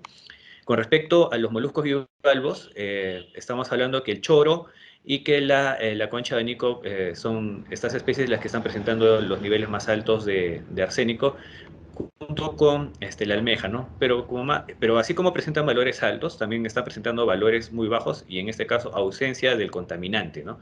Entonces acá sí debe haber un comportamiento acerca del contaminante. Podríamos hablar de estacionalidad, o podríamos estar hablando de zonas de extracción, ¿no? Estamos hablando de moluscos bivalvos, que son moluscos que no tienen comportamiento migratorio, son organismos sésiles y que corresponden a ciertas zonas de litoral. Sobre la pota, igual, estos valores que vemos acá corresponden a los primeros años de monitoreo, y nosotros iniciamos los monitoreos en el año 2019, ¿no? En septiembre del 2019. Entonces estos datos de acá corresponden a los obtenidos en septiembre del 2019 hasta febrero del 2020. Y bueno, de ahí ya más o menos como que el comportamiento de este contaminante en la pota se estabilizó. Es una distribución, bueno, de los valores medios y la desviación estándar, los valores máximos y mínimos que se han obtenido con las diferentes especies que se han analizado con respecto al contenido de arsénico, la distribución a través de un diagrama de cajas, ¿no? Acá tenemos a los peces pelágicos en color verde, los peces demersales de color celeste, acá tenemos a los moluscos bivalvos, bueno, la pota que está solitaria y el erizo de mar, ¿no? Acá el erizo de mar sí presentó un gran contenido de arsénico. Estos valores generalmente que se obtuvieron de erizo de mar y de chanque fueron muy pocas muestras, por lo tanto el análisis estadístico que se hizo con ellos no fue lo suficientemente robusto como para establecer conclusiones sobre estas. Pero sin embargo, estos valores han sido valores puntuales, ¿no? Eso es importante que lo podamos tener en cuenta, porque más adelante vamos a obtener también unos resultados que de repente por ahí nos pueden tomar por sorpresa, pero indicarles que son resultados que no han sido sometidos a una evaluación estadística, sino más bien son resultados puntuales por la mínima cantidad de muestras que se han obtenido de estos recursos hidrobiológicos. Respecto al contenido de cadmio, que es lo más importante con respecto a contaminantes que hemos podido identificar en este estudio, sí hemos visto, por ejemplo, que para el caso de la caballa, efectivamente hay valores altos de cadmio, ¿no? Con respecto a los demás recursos hidrobiológicos pelágicos, como pueden ser, por ejemplo, el bonito, que lo tiene relativamente valores bajos, hasta ausencia de estos contaminantes, al igual que el jurel y al igual que el perico, ¿no? Pero la caballa sí, es importante mencionar ello, ¿no? Que ha reportado valores altos de contenido de cadmio. En el caso de peces demersales, sí es bien complicado en primera instancia hacer una lectura sobre la distribución de los datos que se han obtenido, porque si bien es cierto, se obtienen valores bajos al inicio, pero ya valores un poco más mayores a la mitad del monitoreo y luego del monitoreo, ¿no? A finales del monitoreo. Lo mismo sucede, por ejemplo, con la pintadilla, ¿no?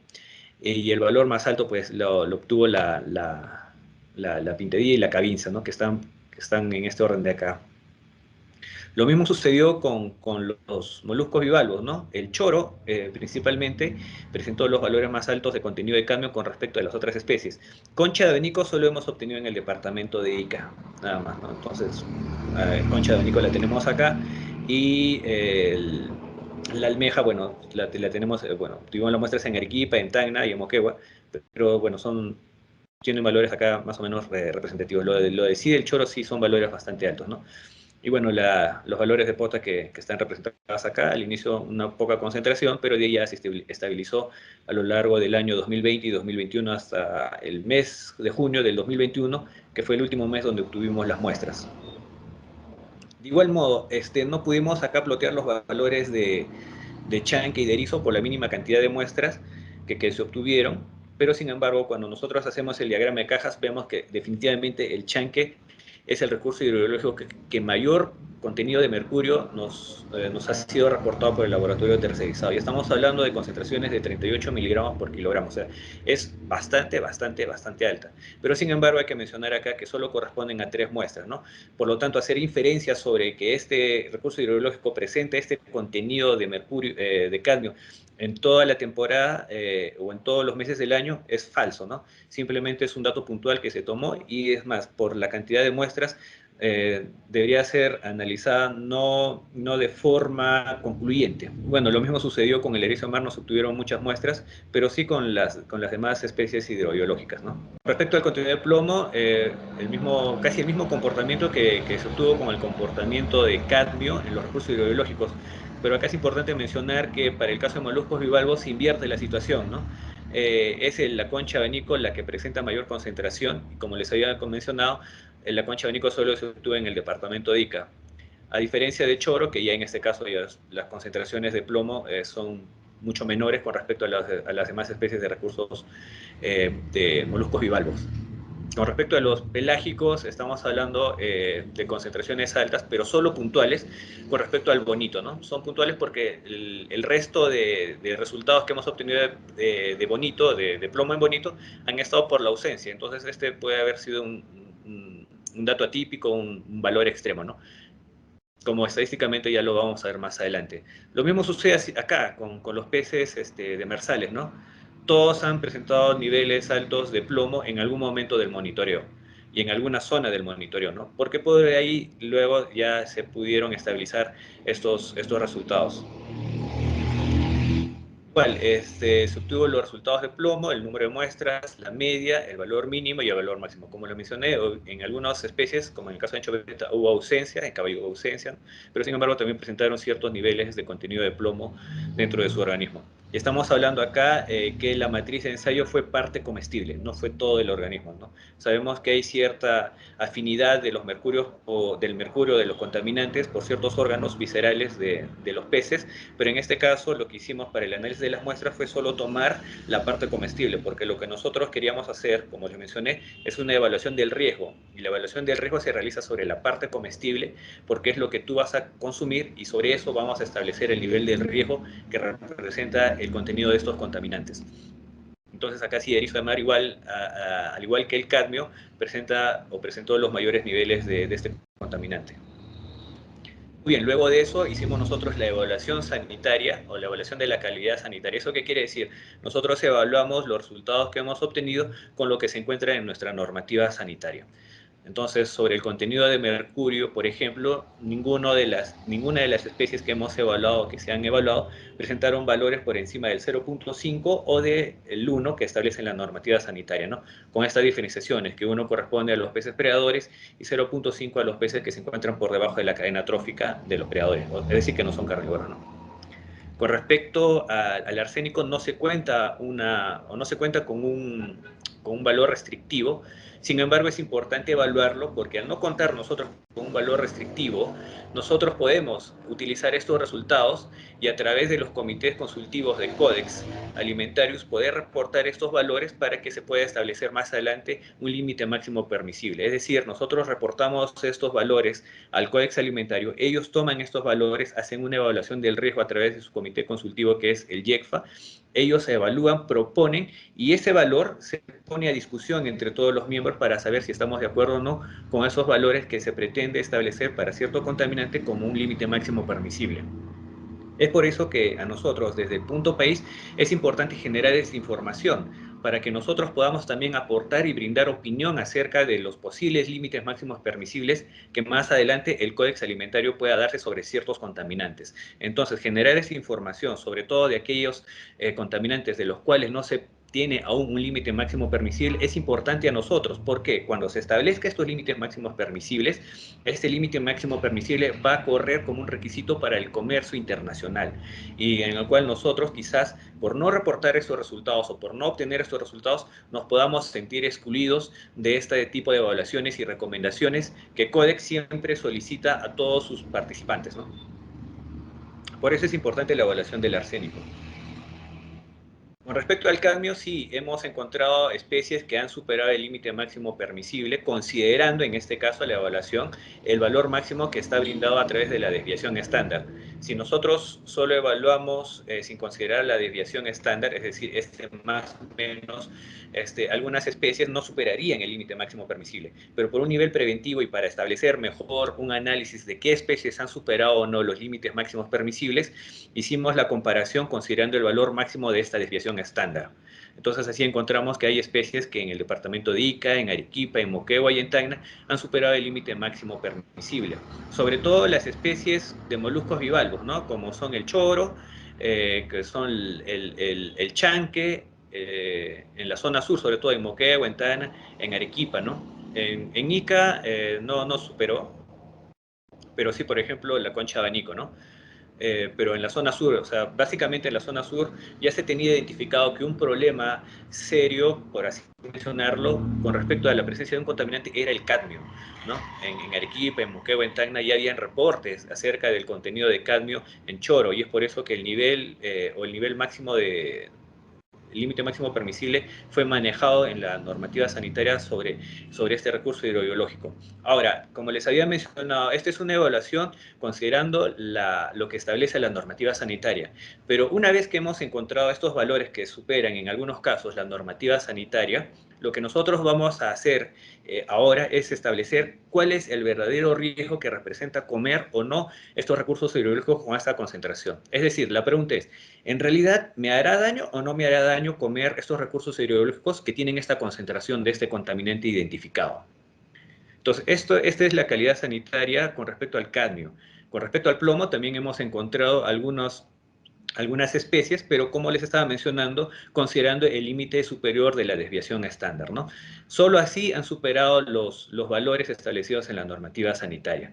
Por lo tanto, puede ser como que mayormente manejable los valores que se han reportado con respecto al contenido de plomo en estos recursos hidrobiológicos. Muy bien, entonces vamos a pasar a la evaluación del riesgo toxicológico. Ya hemos identificado el peligro con esta evaluación previa que hemos hecho, y el principal problema está venido por el cadmio. Pero para establecer efectivamente si este contenido de cadmio se debe a alguna actividad antropogénica, cuáles son los efectos sobre la salud de las personas, en qué presentación nosotros consumimos este contaminante, cómo llega hasta nuestra mesa, es importante estudiar cuál es la naturaleza de este contaminante, ¿no?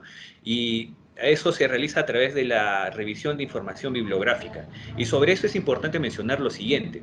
Se calcula que cada año se libera al medio ambiente entre 25.000 y 30.000 toneladas de cadmio, ¿no? Alrededor de la mitad de ella proviene de la erosión de las rocas que llegan a los ríos y posteriormente a los océanos.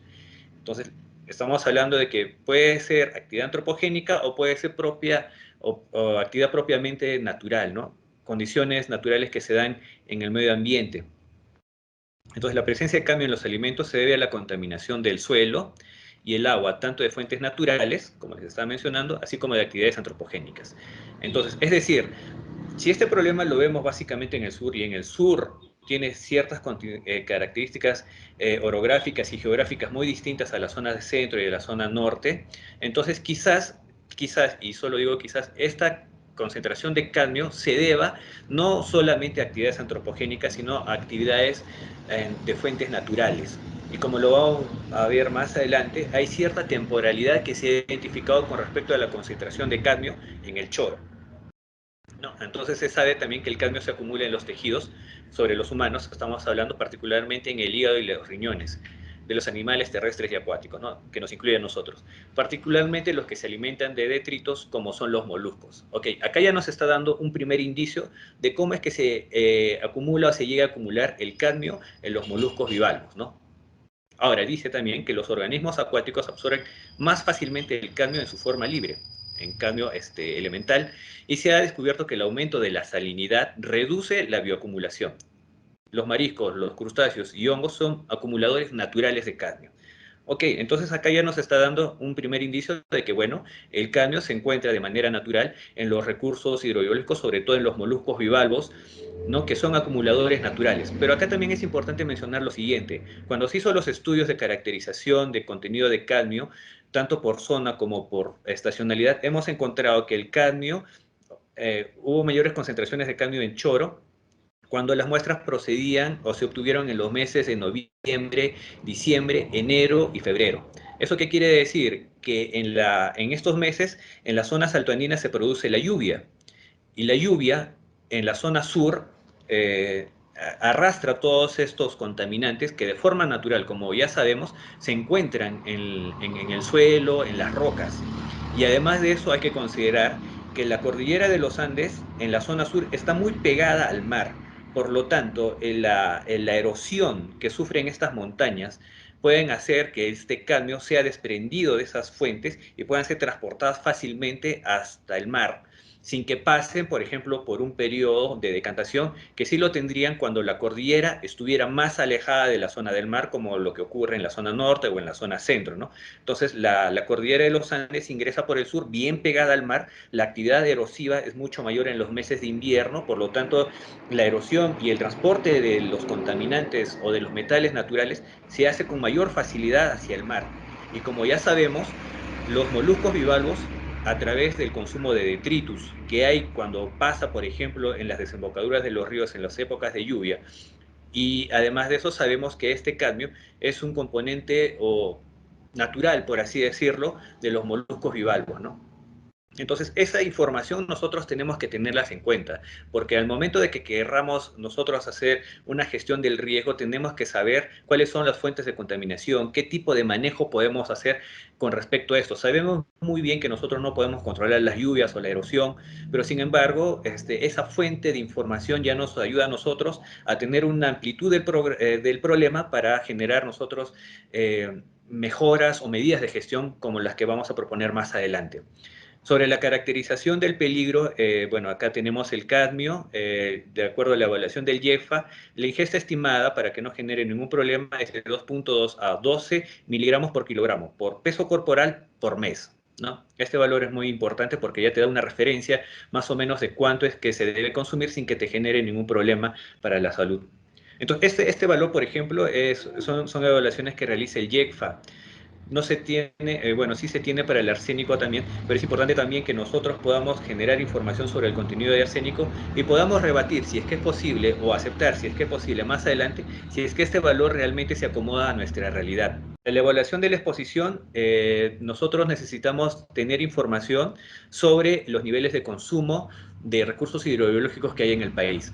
Para esto nosotros recurrimos a la encuesta nacional de hogares y la más actual es la que se obtuvo en el año 2015. ¿Qué nos dice esta encuesta? Esta encuesta nos dice que el nivel de consumo de recursos hidrobiológicos alcanzó un promedio de 15 kilogramos anuales, ¿no? De dicha cantidad, un individuo promedio consume 12.2 kilogramos aproximadamente.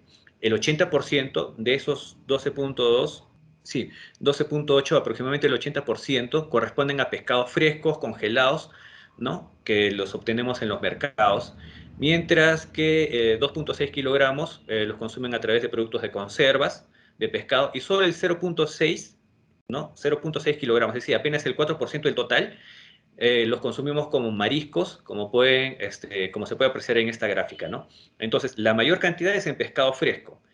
El 2.6 es en enlatado, en conservas. Y solo el 0.6, es decir, 0.6 kilogramos al año, consumimos de mariscos. Ahí tenemos pues al chanque, a la lapa, a los moluscos bivalvos, ¿no? A los langostinos y al camarón. Es decir, el peruano come más pescado fresco que moluscos. Y eso se nota porque la mayor volumen de exportación, por ejemplo, de conchas de abanico, las consumen en el extranjero, ¿no? Entonces, este valor es muy importante cuando nosotros vayamos a hacer la evaluación de la exposición. Una vez que ya sabemos ya cuánto es el nivel de consumo de estos recursos hidrobiológicos, necesitamos saber cuánto es el peso promedio de un peruano. Y esta información ha sido un poco complicada de obtener y sobre ello también hay que actualizar información, hay que realizar actividades conjuntas para saber efectivamente cuál es la caracterización biométrica del peruano, no solo en el Perú, sino en los diferentes departamentos, para que nosotros esa información, que es muy importante, nos pueda servir no solo para hacer evaluación de riesgo, sino para hacer otro tipo de evaluaciones que consideren factores biométricos de la población, ¿no? En este caso nosotros recurrimos a esta página web en las cuales registra información de 200 países en los cuales incluyó Perú. Bien, entonces lo primero que hicimos fue calcular la ingesta probable de cadmio en recursos hidrobiológicos. Utilizamos un programa estadístico que es el PRO-UCL, en el cual utiliza el límite máximo superior a un 95% de confianza. No utilizamos el valor promedio, porque acá lo que nosotros vamos a utilizar es el mayor valor de los valores que hemos obtenido con un 95% de confiabilidad, como para ponernos en el peor escenario. Nosotros cuando hacemos evaluación de riesgo siempre hay que ponerse en el peor escenario para manejar o para tener una mejor orientación del problema o de qué se estaría tratando el problema. Por eso, para establecer el consumo semanal no se utilizó el valor promedio, sino el límite máximo superior con un 95% de confianza, ¿no? Este valor se obtuvo a través de este programa estadístico que les había mencionado en la metodología. Entonces se obtuvo en realidad se obtuvieron para todos los metales en el estudio global que se hizo, pero como el problema básicamente es en cadmio, se obtuvo solo para, se está presentando los resultados para este contaminante. Entonces lo hicimos en el departamento de Ica, Arequipa, Moquegua y Tacna, y estos son los valores que obtuvimos. Luego de estos valores se hizo una caracterización del riesgo, es decir, en función al peso promedio que hemos nosotros obtenido en esta página web que les estaba mencionando, donde se consideró un peso promedio de 72.3 kilogramos para varones y mujeres entre 18 y 25 años, se estableció la ingesta semanal tolerable provisional, es decir, nuestro índice de riesgo que nosotros hemos adquirido para la evaluación del riesgo. Entonces, nosotros ya tenemos una referencia de Códex Alimentario en el cual la ingesta semanal tolerable provisional para cadmio es de 0.007 kilogramos por peso corporal. Y si nosotros consideramos el peso corporal de 72.3, el resultado que nos va a dar a nosotros, utilizando este peso en este rango de edad, es de 0.5061, es decir, 0.5061 miligramos por kilogramo por peso corporal es lo que se puede consumir a la semana, ¿no? Entonces, ahora, como esto es una metodología plástica, nosotros podemos utilizar bastantes rangos de evaluación. Podemos utilizar varones y mujeres entre 18 y 25 años, niños entre 10 y 15, poblaciones de riesgo. Pero para saber eso, nosotros necesitamos saber el peso de estas personas, que es lo que actualmente nosotros carecemos. No tenemos esta información. Y conseguir esta información, y es más, especificarla por departamentos, porque es específica para cada departamento, es bien complicado. Por eso es importante que de ahora en adelante una recomendación sea establecer o en este caso que el Ministerio de Salud pueda brindarnos esa información, porque son los que tendrían acceso a ella de manera más fácil. Muy bien, entonces, una vez que nosotros hemos establecido cuál es el nivel o el contenido de cadmio que nosotros podemos consumir a la semana sin que este nos genere un problema en la salud, nosotros vamos a hacer la siguiente evaluación. Vamos a saber cuánto es el porcentaje que nos brinda los recursos hidrobiológicos que hemos evaluado con respecto al cadmio. ¿Qué porcentaje contribuye a este valor que hemos encontrado de ingesta semanal tolerable provisional, ¿no? Entonces, hemos hecho la evaluación por departamento, por especie, con respecto a estas concentraciones, y hemos encontrado, por ejemplo, que la lorna, que tiene un nivel de mercurio, de cadmio, por encima del límite máximo permisible, solo nos estaría aportando con el 20% de lo que realmente sería como el límite máximo, que es el 100%. Es decir, si esta evaluación que me la hace o que la hago a través de los valores que me da el Códex Alimentario me dice que con el peso de 72.3 kilogramos yo puedo consumir a la semana 0.50 miligramos por kilogramo de cadmio en cualquier tipo de alimento, en cualquier fuente de alimento. De estos 0.50, la lorna, el machete y la pintería solo estaría aportando el 21, el 20 o el 18%. El choro solo el 21%. En Moquegua, la almeja solo el 20%. Es decir, son valores que, si bien es cierto, a primera instancia nosotros decimos que los límites máximos fueron superados, con esta evaluación de riesgo no estaría representando un riesgo para el consumo humano. Para que pueda representar un riesgo para el consumo humano, tendríamos que estar hablando con un nivel de aporte mayor al 70%, ¿no? Pero apenas, de acuerdo a esta gráfica, es bajo. Estamos llegando solo a un 21, en el mejor de los casos, ¿no? Moderado sería de 36 a 37. Pero sin embargo ya nos dan luz que efectivamente, a diferencia de los otros metales que se ha evaluado, estos ya están superando o ya están llegando a un nivel que muy superior al resto de metales, ¿no? Bien, ¿qué conclusiones podemos sacar de este estudio? Uno, que gracias al convenio o al trabajo conjunto que se hizo con el Programa Nacional en Innovación en Pesca y Acuicultura, el PENIPA, se fortaleció la capacidad analítica de Sanipes, ¿no?, para el desarrollo de ensayos químicos para la cuantificación de mercurio, porque nosotros hicimos la implementación del laboratorio de mercurio. Como les mencioné, adquirimos un analizador directo de mercurio Tricelda, el Milestone 80 Evo, que utiliza espectrofotometría de absorción atómica. Entonces, a través de ese equipo, nosotros ya contamos o reforzamos nuestra capacidad analítica para la evaluación de mercurio. Y es importante la evaluación de mercurio porque el Perú también forma parte del convenio Minamata. Y el convenio Minamata es un convenio en el cual nosotros nos obliga a adoptar medidas para la reducción de la presencia de mercurio en los alimentos y sobre todo en la vida en general de las personas, para que este no represente un peligro para la salud de las personas, ¿no?, para la población, para la salud pública. Luego podemos decir que el contenido de metales en los recursos hidrobiológicos, es decir, el arsénico, el cadmio, el plomo y el mercurio, evaluados presentan variaciones entre sí cuando son agrupados en peces pelágicos, demersales, moluscos bivalvos, moluscos cefalópodos, gasterópodos y equinodermos.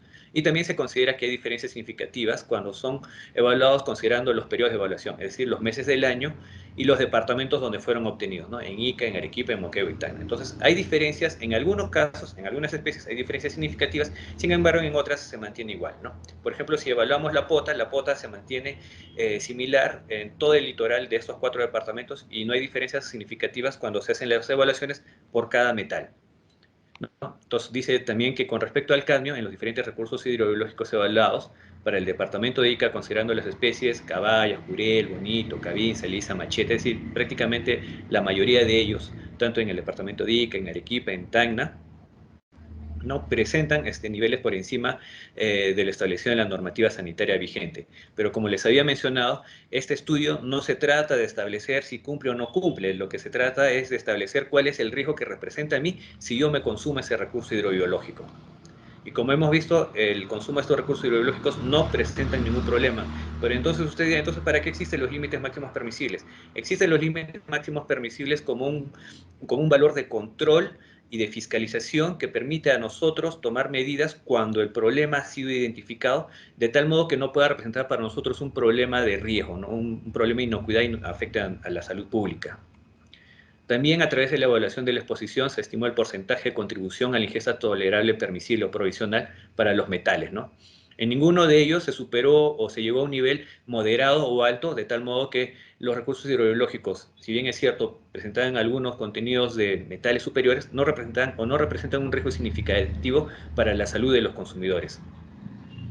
Ahora, siempre se dice que no representarían porque siempre existe la probabilidad y el riesgo es probabilidad. El riesgo significa que puede haber y no puede haber, o que puede haber algún factor que pueda desencadenar la probabilidad de que el contaminante pueda surgir y se pueda ingresar en la cadena trófica. Por eso las conclusiones, cuando se habla de evaluación de riesgo, siempre se habla o representarían o generarían, ¿no? Muy bien, de los recursos hidrobiológicos evaluados con la especie POTA se obtuvo valores inferiores al límite máximo permisible para los metales analizados, así como porcentaje de contribución a la ingesta semanal tolerable, permisible o provisional, como dicen, menores con respecto al resto. Es decir, de todas las especies que hemos evaluado, la POTA es el recurso hidrobiológico que menos concentraciones de metales ha obtenido con respecto al resto de especies, ¿no? Es la especie que más contribuye o en que mayor volumen se hace las exportaciones. Pero como también lo había comentado mi compañera, es la especie sobre las cuales se hacen mayores controles. Entonces, ¿qué es lo que pasa acá? Uno de los resultados que nosotros hemos obtenido es efectivamente ese, que la POTA presenta valores muy por debajo de lo establecido en la normativa sanitaria cuando evaluamos estos contaminantes. Pero además es interesante porque la POTA tiene características tróficas, es un depredador por excelencia, es omnívoro, entonces es bien complicado. Habría que hacer mayores estudios sobre este recurso, sobre el cual al parecer no tiene un alto nivel de autodepuración de metales, ¿no? O si es que los metales se concentran específicamente en algún órgano de la POTA y este no pasa a la parte muscular o a la parte comestible.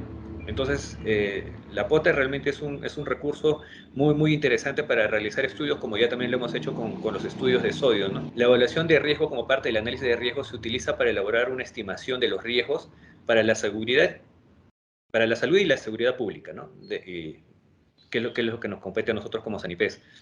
Identificar y aplicar medidas adecuadas para controlar los riesgos y comunicarse con las partes interesadas para notificar los mismos. Y las medidas que pueden aplicarse, como ajustes en los sistemas de control de los alimentos, ofreciendo información y pruebas para tomas de decisiones de manera eficaz, contribuye también a mejorar los resultados en el terreno de la inocuidad de los recursos hidrobiológicos y la salud pública.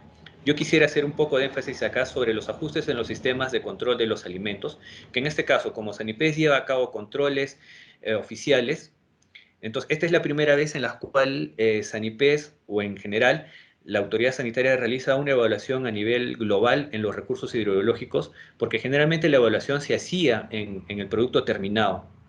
Como el nuevo enfoque de fiscalización de procesos basada en riesgo, nosotros al hacer la fiscalización o la verificación o la toma de muestras o los controles en la materia prima, nosotros nos estaríamos asegurando que si nuestra materia prima no contiene estos tipos de contaminantes, siempre y cuando la planta cumpla con sus procesos de buena manipulación o sus BPMs o sus gasas o cualquier sistema de control de la inocuidad, estos contaminantes no tendrían por qué pasar a producto final y por lo tanto las evaluaciones no se tendrían por qué hacer en los productos finales. Esta evaluación preliminar ya nos está dando luces de cuáles son los contaminantes sobre los cuales deberíamos nosotros poner un poco de énfasis. ¿Para qué? Para que nosotros podamos hacer nuestros ajustes a nuestros sistemas de control de alimentos. Por ejemplo, en el caso de moluscos bivalvos, ya sabemos que es una condición natural de estos moluscos bivalvos, porque la bibliografía sí nos ha dicho. También sabemos que pueden superar los límites máximos permisibles, pero también sabemos que no representan un riesgo significativo si es que nosotros lo consumimos, ¿no? En los niveles en los cuales nos vamos a consumir. Pero sin embargo, es importante que podamos ahondar un poco más en este tipo de estudios, porque de esta forma podemos mejorar nuestro sistema de control de los alimentos, ¿no? Podemos incluir, por ejemplo, especies que anteriormente no se estaban monitoreando y como hemos visto, por ejemplo, en el caso de demersales, ya están presentando ciertos niveles de contaminantes, como en el caso de cadmio. Entonces, ahí nosotros tendríamos que recibir esta información, hacer nuestros ajustes y de esta forma hacer más eficiente, más eficaz nuestros controles oficiales. Entonces, esta información a nosotros nos sirve bastante porque nos da esa visión global de cómo es el comportamiento de los contaminantes, sobre todo los metales pesados y sobre todo que hemos abarcado diferentes niveles tróficos dentro del mar peruano.